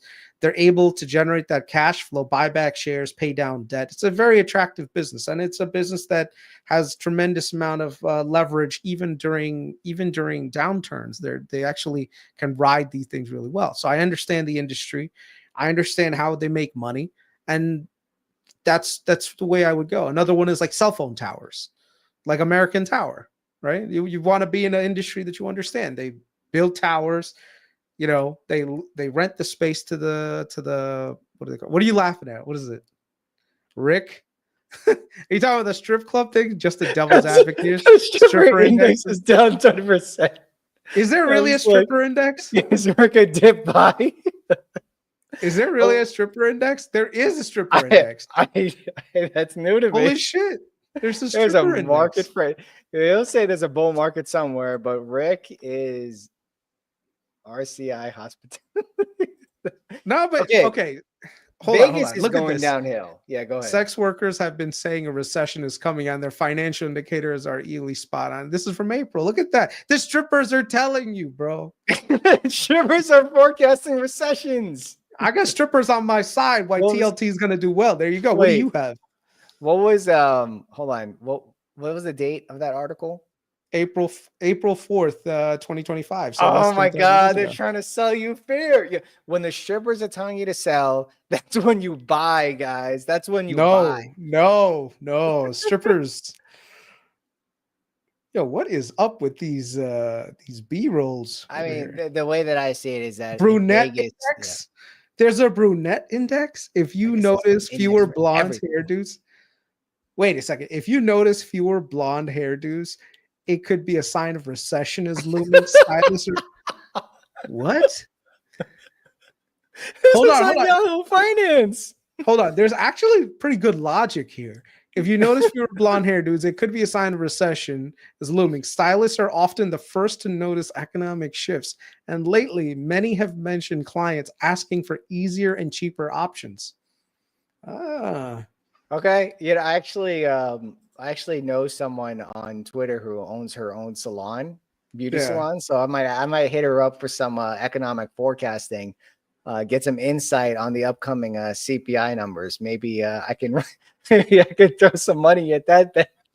Lipstick index. The lipstick index illustrates seemingly contradictory consumer pattern during economic recessions. Well, Elf Lipstick is index. taking off. I don't know how accurate that is. Well, Elf yeah. is Look at like this. The lipstick pushing up. index doesn't just apply to lipstick. The theory behind lipstick index is that when money is tight, consumers substitute costly purchases with cheap luxuries like lipstick. Oh, so maybe that's why Elf is running because there's gonna be a recession soon. Holy cow! And Maybe that's everyone's the looking reason why. for cheaper makeup. Maybe we need to buy Elf. Maybe that's what it was. I could buy back an Elf and get back below where I sold. I could do What that. is going on here?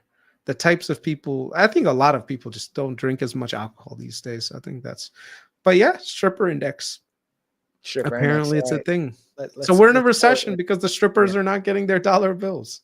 If LaFonda is telling us that there's less clients coming through our door, it might be time to sell some risk assets for sure. Not trying to be biased or anything. And I don't know anything about strippers. I've never been in a strip club before ever in my whole life. You've never been to a strip Yeah. club?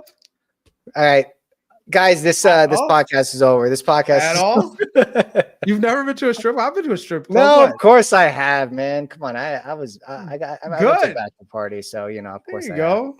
Exactly, man. Chris, look around the course. hospital. I don't. What do you mean? I work from home, Zoe. I don't work at the hospital anymore. Yeah, he I works don't at the have to IT deal. department in a hospital. He doesn't. That's right. He doesn't see any I don't have to. patients or anything. I don't have to deal with C. diff. I don't have to deal with those diabetic foot ulcers anymore. I don't got to deal with. Oh my God, C. diff. Ugh. The smell. Ugh. Like y'all don't know the amount of shit that we like. If you've ever worked in a clinical setting, taking care of patients, my God. I could never do that. I've seen colostomy bags that basically the patient's speaking messed up, and it's another language to me right now, and I don't want you to translate it because this is the reason why I don't work in medical. I don't want to deal with this stuff. yeah, it's let me tell you Human waste. the journey, like if you work at a hospital, it's like the journey of decline of people. That's what you see. And the entire time it's just, dude, like nurses, you have to have I don't know, this certain level of empathy to people who don't care about you. They're in their worst time, so they always yelling at you. They're like, you're the reason why I have all these problems. Like, no, you smoked for the last 30 years. That's your problem. You drank your liver into a coma. That's your problem, not me. But everyone takes it out on the nurses, man. God, C. diff. I know, see? And then you always got to worry about the goddamn MRSA, the occasional MRSA, like exposure. Do you know what MRSA is? I don't. It's I don't want to know. It's something called methicillin-resistant Staphylococcus aureus, which is basically a type of infection. If you get it, it's resistant to penicillin, which is like most of the antibiotics out there.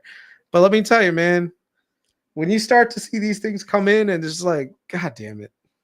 Oh, I don't. We also like I've seen case of Legionnaires, which is like, huh? How does that happen? Like Legionnaires disease is still out there, Oh my goodness. So.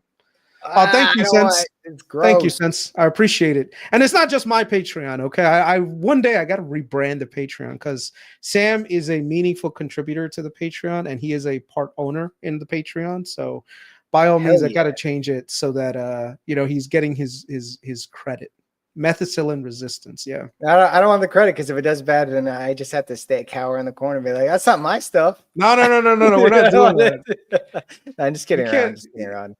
I Yeah. mean, we have different types of alpha in the market. Like it's a lot of good investors always say stay within your realm. Like if it's too hard to understand, then that's one of the reasons why I got out of Transmedics. Like one, the conviction just wasn't there for me, unfortunately, because if I held, it would have been good, but I didn't understand it at a certain point. It wasn't easy for me to understand. I couldn't stay in it. So I stayed in my realm, and I'm mostly in software and ad tech, which I'm pretty good with. So at the end of the day, it's mostly tech. And like Kris was saying, he's good with the energy stuff and also reading debt, reading debt when it comes to interest rates and stuff. And that's why he did really well with CCL and also Verizon. Verizon was a good one. I got out too soon, but I mean, hey, how's it doing now?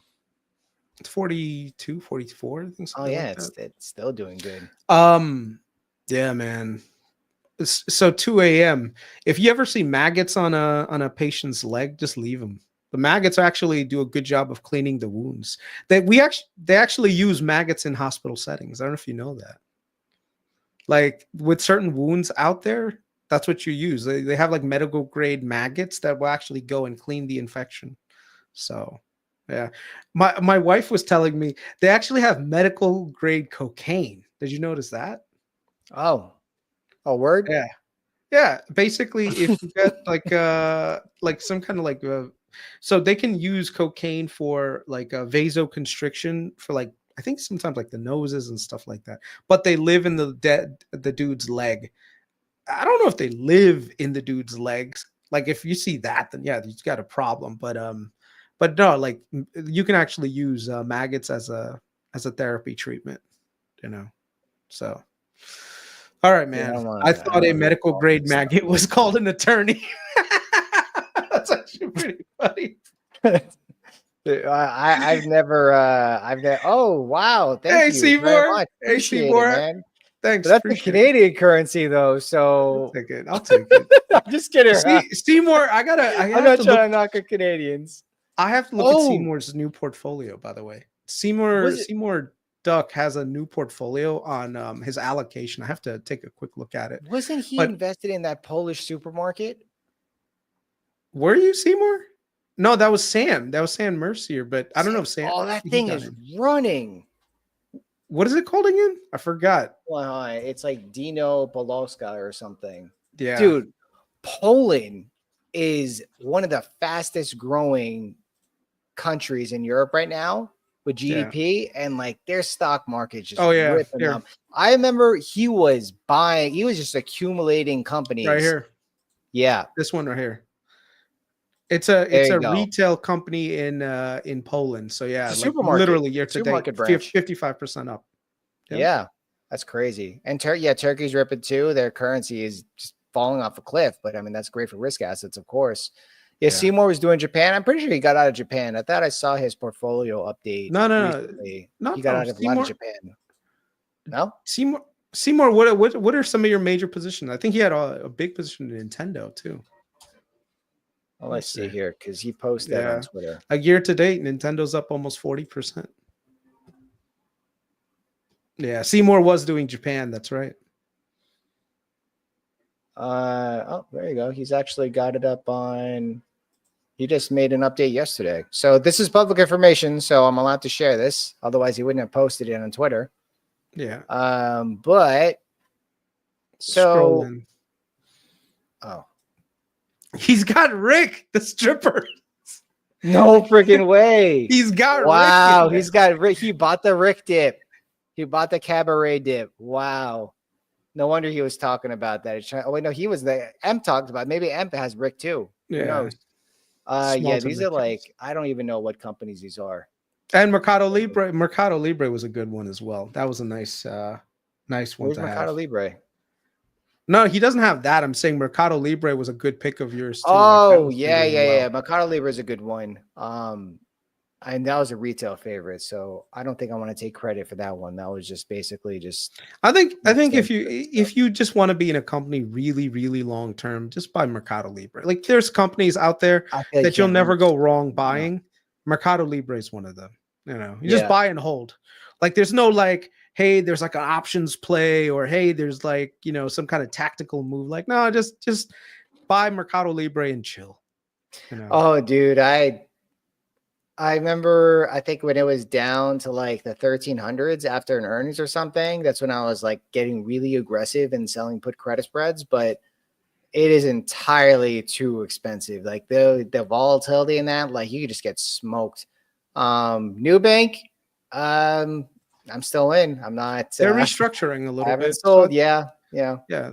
The challenge with Nubank right now in the short to medium term is just they're going through some restructuring that they're dealing with, and I think they're Mercado Libre and both Nubank are going to be fine. You know, there's so many Yeah. opportunities for expansion. So Well, Nubank is much more sensitive to the financial markets, right? Mercado Libre, they yeah, have an entire e-commerce market that's completely independent for basically the U.S. yeah, economy. But also they have Mercado Pago, which is also a fintech arm, but it's not like a bank like Mercado. Sorry, like Nubank. Nubank is much different. It's an yeah, actual banking, though, so they're trying to grow in regions that can be pretty volatile, but also it's underpenetrated markets like Colombia and Mexico. The thing is that when you're trying to expand very quickly in certain regions, the cost can go up, and that's going to impact your margins at the end of the day. So, you know, that's the only thing. But I think Nubank is just, I think there'll be probably a time when people are going to be hoping they buy Nubank at current prices. I still think it's a great value right over here in the $11 area. You know, the only thing is, like, I don't know when it's going to come back. But I think as a shareholder, I think that's definitely just, it's going to be a staple in my portfolio. When it comes to options, I mean, that's something that I might leave the alpha for another time, but I have some options on it. But therefore, you know, I got some time on it. They're leaps. I don't have yeah. anything that expires in the next few weeks because I would not want to hold that for the next few weeks if it was short-term options, or pretty much anything for that matter, unless it starts with Rob and ends in Hood. That'll be a different story. Yeah. Um, Another one that I got to give a shout out to Sam Mercier. By the way, Sam Mercier is probably one of the most underrated guys when it comes to picking great companies because he he doesn't have like a actually, lot of presence. He was in Duolingo. He told me about Duolingo way before anyone else. And look at Duolingo since then, almost 160% in the past year, dude. You know, oh geez, Elon so I Musk gotta is, talk. I gotta message Sam and see how he's doing. I haven't spoken to him in a while. Elon Musk But is posting videos of Jerome Powell, and this thing is going to get a little is it? wild. Yeah. All right. So Sam Mercier, again, public information. So, you know, this is something he posted online. Yeah, I mean, look at this. You can't argue with this performance. He's up 166% since the 2022 lows. I think fund managers would be very jealous of that performance. yeah, And where is it? Does he have a year to date here? He does not. But I mean, if I look over here, 100%, yeah, he's up 50%, more than 50% year to date. yeah. And look at what he's in. That's He's a it's lot of literally hymns. Yeah. to me when I look at this is like the perfect retail portfolio for people to have. But he got I in mean, I so yeah, early in these companies. Hims. The reason why Hims is such a large position for him because he got in way early. What Okay, was it, four he's or not. $5? Yeah. He doesn't do options. He doesn't do anything like that. He He just buys trades. straight up stock and holds, and that's it. But look at his returns total that he's been able to accumulate. This is the way to go, man. So Yeah, see, look, he's got MasterCard. He's been holding this for a yeah, while. He actually added more to Uber recently. He had Meta since I think the 200, 300 levels. yeah. Um, C limited. C Limited, that was like, I don't know if you guys know, but C Limited, before they sized down and leaned up, they got rid of a bunch of lagging sectors, reduced the capex and stuff. Like, they were trading in the Yeah, $30 range. Now they're almost at 200. That was a crazy opportunity. I think yeah, I paper handed that one, but like, it's just a phenomenal company. That's really, it's also in the same regions as Grab, right? But they're more focused on e-commerce. They kind of do overlap a little bit with Grab as well. But I mean, clearly, like, the company's doing well, right? Wall Street loves it now, and they hated it before. So you you have that like sway of sentiment when it comes to certain companies that he owns, where he gets in when the sentiment is like really bad, like Google right now. Like there will be a time when people are going to be diving into Google, and I feel like that might happen this year. Just not today. Like it's not the case today. And Mercado Libre, like people were dumping out the stock when it was like the 1500 just a few months ago. And then now it's at all-time highs at 2600. And Duolingo, this was in the 200s just a few months ago, right? And it was even overvalued then, but now it's even more overvalued. But Wall Street loves to buy leaders. That's just how it works, right? So I don't want to kick that one to the ground, but I mean, I think his performance is just exceptional. And he's very young too, very young. So he has a lot. Like, think if he's performing this well right now, and he just lets this compound, like he doesn't need to work anymore. Like this is really, I don't know how big his portfolio is, but like if you take like just the amount of return he's had, like just he doesn't. If he just keeps adding this over time, he doesn't really need to do anything. Yeah, he doesn't need to do anything after that. Like leaders will just continue to lead most of the time, especially when you're thinking about disruptive sectors. I was actually supposed to go over CrowdStrike real quick, but I might leave that for another time. It's getting pretty late. Did you want to go over anything else? No, look, we can just leave the crew with like one fun fact about ourselves. Maybe that'll be a little bit of entertainment. So one fact about me that people may or may not know is I am a big Warhammer fan. Like, do you know what Warhammer 40K is? Is that like the what's that called? World of Warcraft, but like a different type of role-playing game? No. It's like an entire genre of games. It's like it's based on like a bit of a lore, but it's like a board game and with like collectible figures that you can basically like paint and do all this other stuff. But yeah, I'm a pretty big Warhammer fan. And I like the lore more than I like the actual game itself. So I have a bunch of things I do with it. But yeah, Henry Cavill is making a movie. Yep, it's going to be on Amazon. Dude, I am looking forward to it. I don't know what he's going to be. I hope he's either he plays the Emperor or he plays Nathaniel Garrow. Because that would be really cool. I don't know. I don't even know if they're doing like the Horus Heresy or something. I have to look that up. But yeah, I'm a big Warhammer fan. Like, I don't know if anyone else in the chat is a Warhammer fan, but the Emperor protects. Gamers Workshop. Yep, Gamers Workshop. It's really good. Oh, I thought he said GameStop for a minute. No, there might be some people buying GameStop. Yeah, there might be some people buying GameStop though. You know, I'm not gonna lie. Gamers Workshop is like the company that owns the Warhammer franchise. So, yeah. What about you? What's one unknown fact about Sam Solid that we can I mean, this is my life. So I don't think I really have much of a life outside of just like work, family, and this stuff. And I enjoy this stuff, but I think I can't really think of anything. I mean, I think like I have two kids. And they're very young, so they really occupy a lot of my time. And you know, I think when I grew up, I used to hear all this stuff growing up, and I'm pretty sure a lot of you guys have heard it. It's like, hey, you know, make sure you cherish your time because time is an invaluable asset, you know, in your life. And it's like, oh, whatever, old man, get out of here. I'm young and I'm killing it. I'm good. It's like I'm actually like there was a point probably like a few years ago where like I really understood that. And I feel like when you have kids, it's time is like of the essence. Like I feel like the day just passes by like that when it comes to like I work and then I do this stuff and you know, and then I spend time with the kids. And before I know it, I'm putting the kids to bed. Right. And finding that time balance is very difficult. And it's a work in progress every day. And, you know, to be honest, I mean, it's just like, I know we do a lot of the social media stuff and, you know, I appear in podcast stuff with you and I chat and everything, but, you know, I think maybe not something to me personally, but I mean, we're just as normal and live normal lives just as much as everyone. I don't think there really is much of a difference. The only difference is that we actually project ourselves in public. So it's more apparent. And to be honest, everyone only sees the good sides of what people project to society, right? Like, it's like you don't really know what's going on in someone's life And I think one thing that's I've learned, especially being in just the community of finance in general, is that like everyone just generally has their own thing going on, and people could do anything for whatever reasons. And what I've learned, just like I have 10K followers on Twitter. I would have never thought this was going to happen. It's great, right? But then along with gaining a large following comes a lot of haters.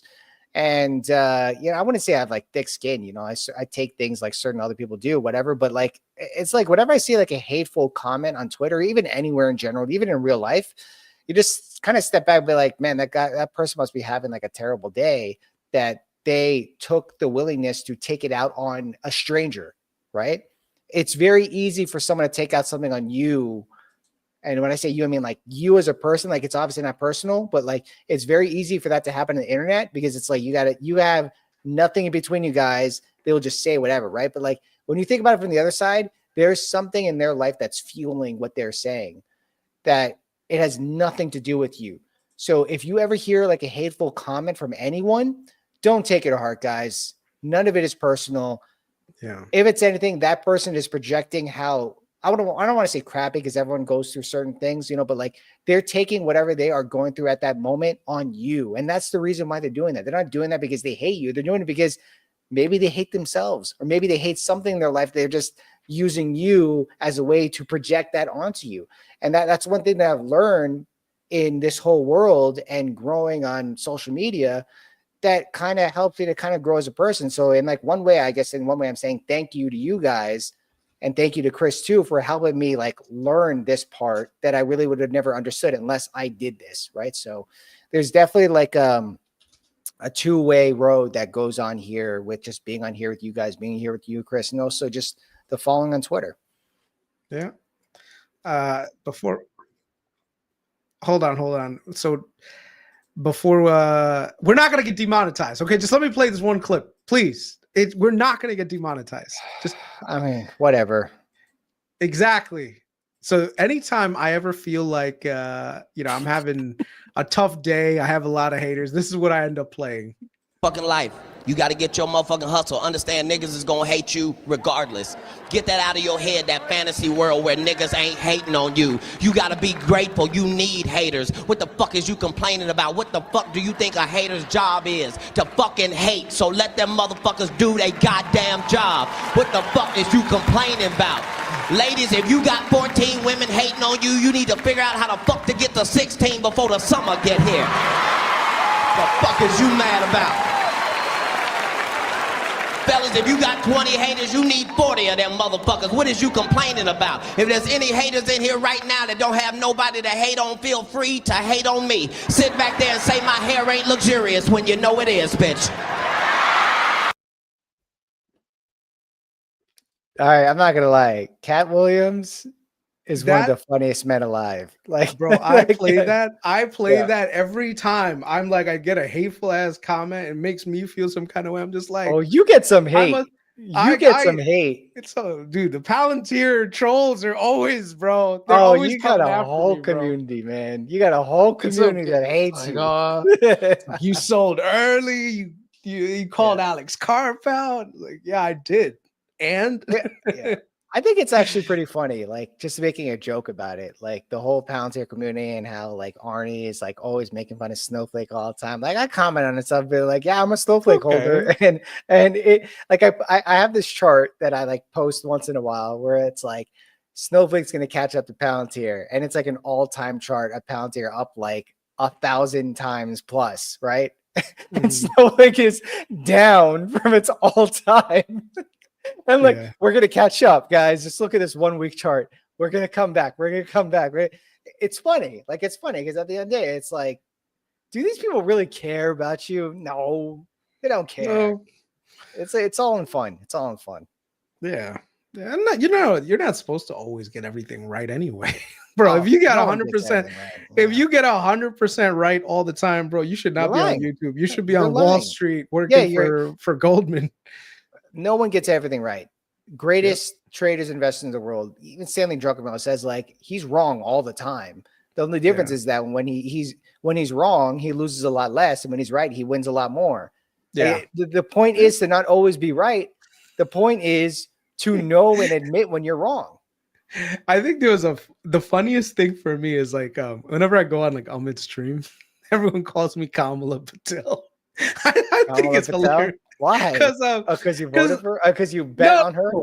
No. It's because sometimes I'll be a little bit critical of like the Donald Trump crowd, you know, like the MAGA crowd, and I'll be like, hey, I don't agree with the tariffs. Oh my God, you're a damn liberal. Like Jesus. Or I mean, you can't disagree with one point before the mob turns on you. Like, right, bro, I suspect the mob is about to turn on Elon, man. Elon right now is taking big risks by saying this tax bill is bad. So and I wouldn't be surprised if there's a lot of there's a lot of push toward hating on him.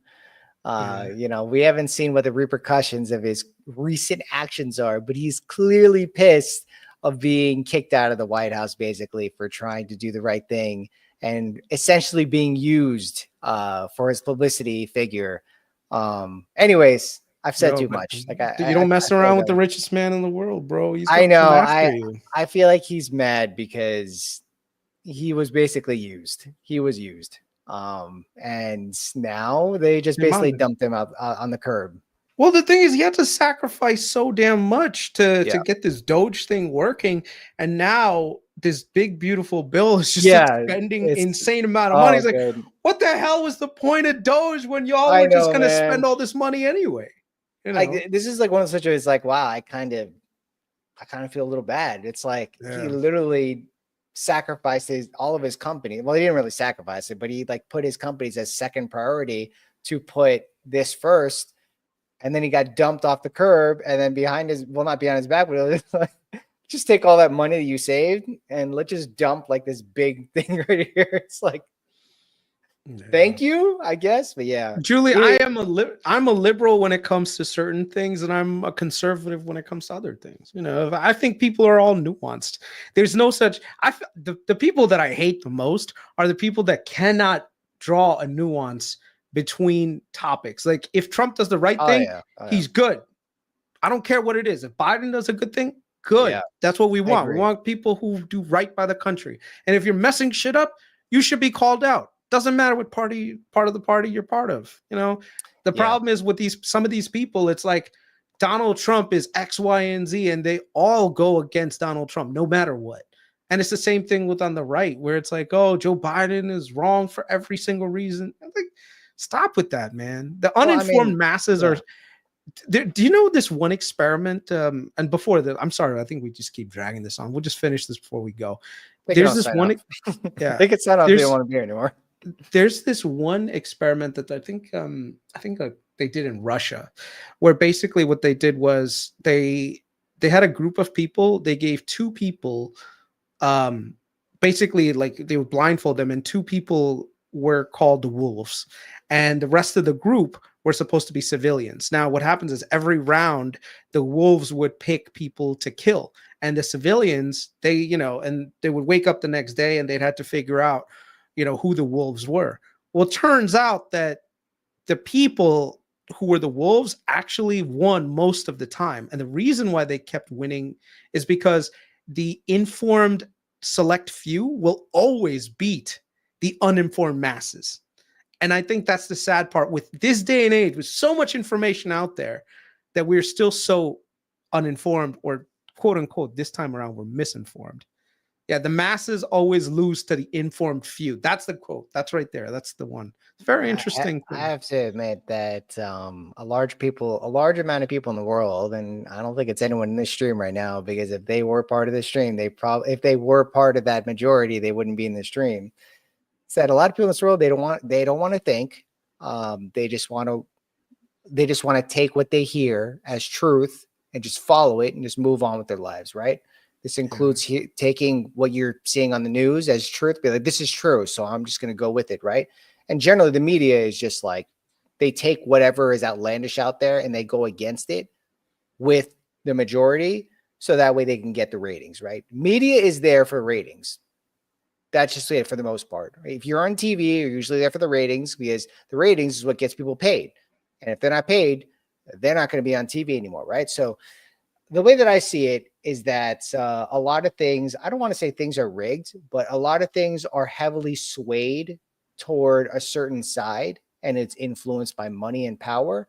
And I feel like the growth of free media or free social media, especially when it comes to Twitter, YouTube, and so on, it's starting to become a much more powerful force where you're starting to hear real thought being projected out there, where it's not on TV anymore. It's not on Netflix, because let's face it, Netflix is basically just streaming TV, and it's not through any type of these other means. It's through unfiltered content being projected out there for anyone to absorb and consume, right? So I'm not being paid for this right now. Okay, maybe I'm being paid for the monetization here by like 10 cents, whatever, but no one, like, I have no will to actually be here right now to say this right now, right? So I'm going to say it, right?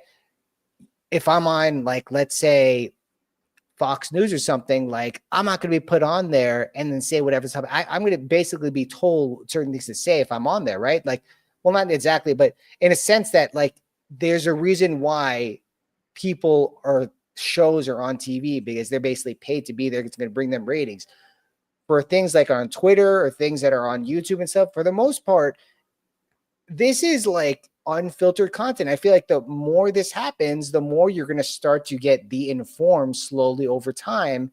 And over time, it's not going to happen tomorrow. It's probably not happen in our lifetime, but there's going to be a point where the informed starts to become the majority. And when that happens, I'm not so sure it's going to be such a peaceful world to live in, you know, and that's the unfortunate case, is that the reason why we have so much peace is because the uninformed is the majority, and the actual informed that are in power have control and influence over them. But when that doesn't happen anymore, might be a crazy world we live in my opinion. So, you know, we'll see what happens with that. I mean, I don't know how long that's going to take, but, you know, that's just something that I believe to be the truth. And I guess that kind of is fuel to keep doing this, right? It's because, like, I'm able to speak my mind and all that stuff and whatever, and like, enjoy doing it. But I do, yeah, it's therapy. But I at the same time, like, I agree with you. It's like, you know, yeah, Trump does some things that are right, but, like, you know, he is a politician, and generally politicians are not necessarily accountable for their actions, and they just want to get voted back into office. Right. So what are they going to do to get voted back to the office? They're going to say whatever they need to say in order to get voted back to office by being influenced by people who actually do have the power and the votes. Right. And they're going to keep doing that. Just how it's been for hundreds of years. And it's not going to stop. It's not going to stop happening. Yeah. All right. I think we can actually offend it now. That's it. That's it. Yeah, we're done. Yep. We're done. We're done. All right, guys. Did we just end it? We just end we need an outro. That's the problem. We don't have an intro. We don't have an outro. I mean, come on. We live in a world of ChatGPT. You can just ask it to do it. It'll take 10 seconds. Here we go. Subscribe to the channel, guys. If you're here on Twitter, go to the YouTube page. Go to the YouTube page. Subscribe here. There's a lot of things that we release that are not released on Twitter, like videos and stuff. Twitter only takes live streams. You go on here. We release content regularly. Enjoy it. Take a look at the description down below for some referral links, whatever. You know, enjoy yourselves, guys. Talk to you guys later. But yeah, hope you guys enjoyed this one. Later. Later, guys. Have a good one.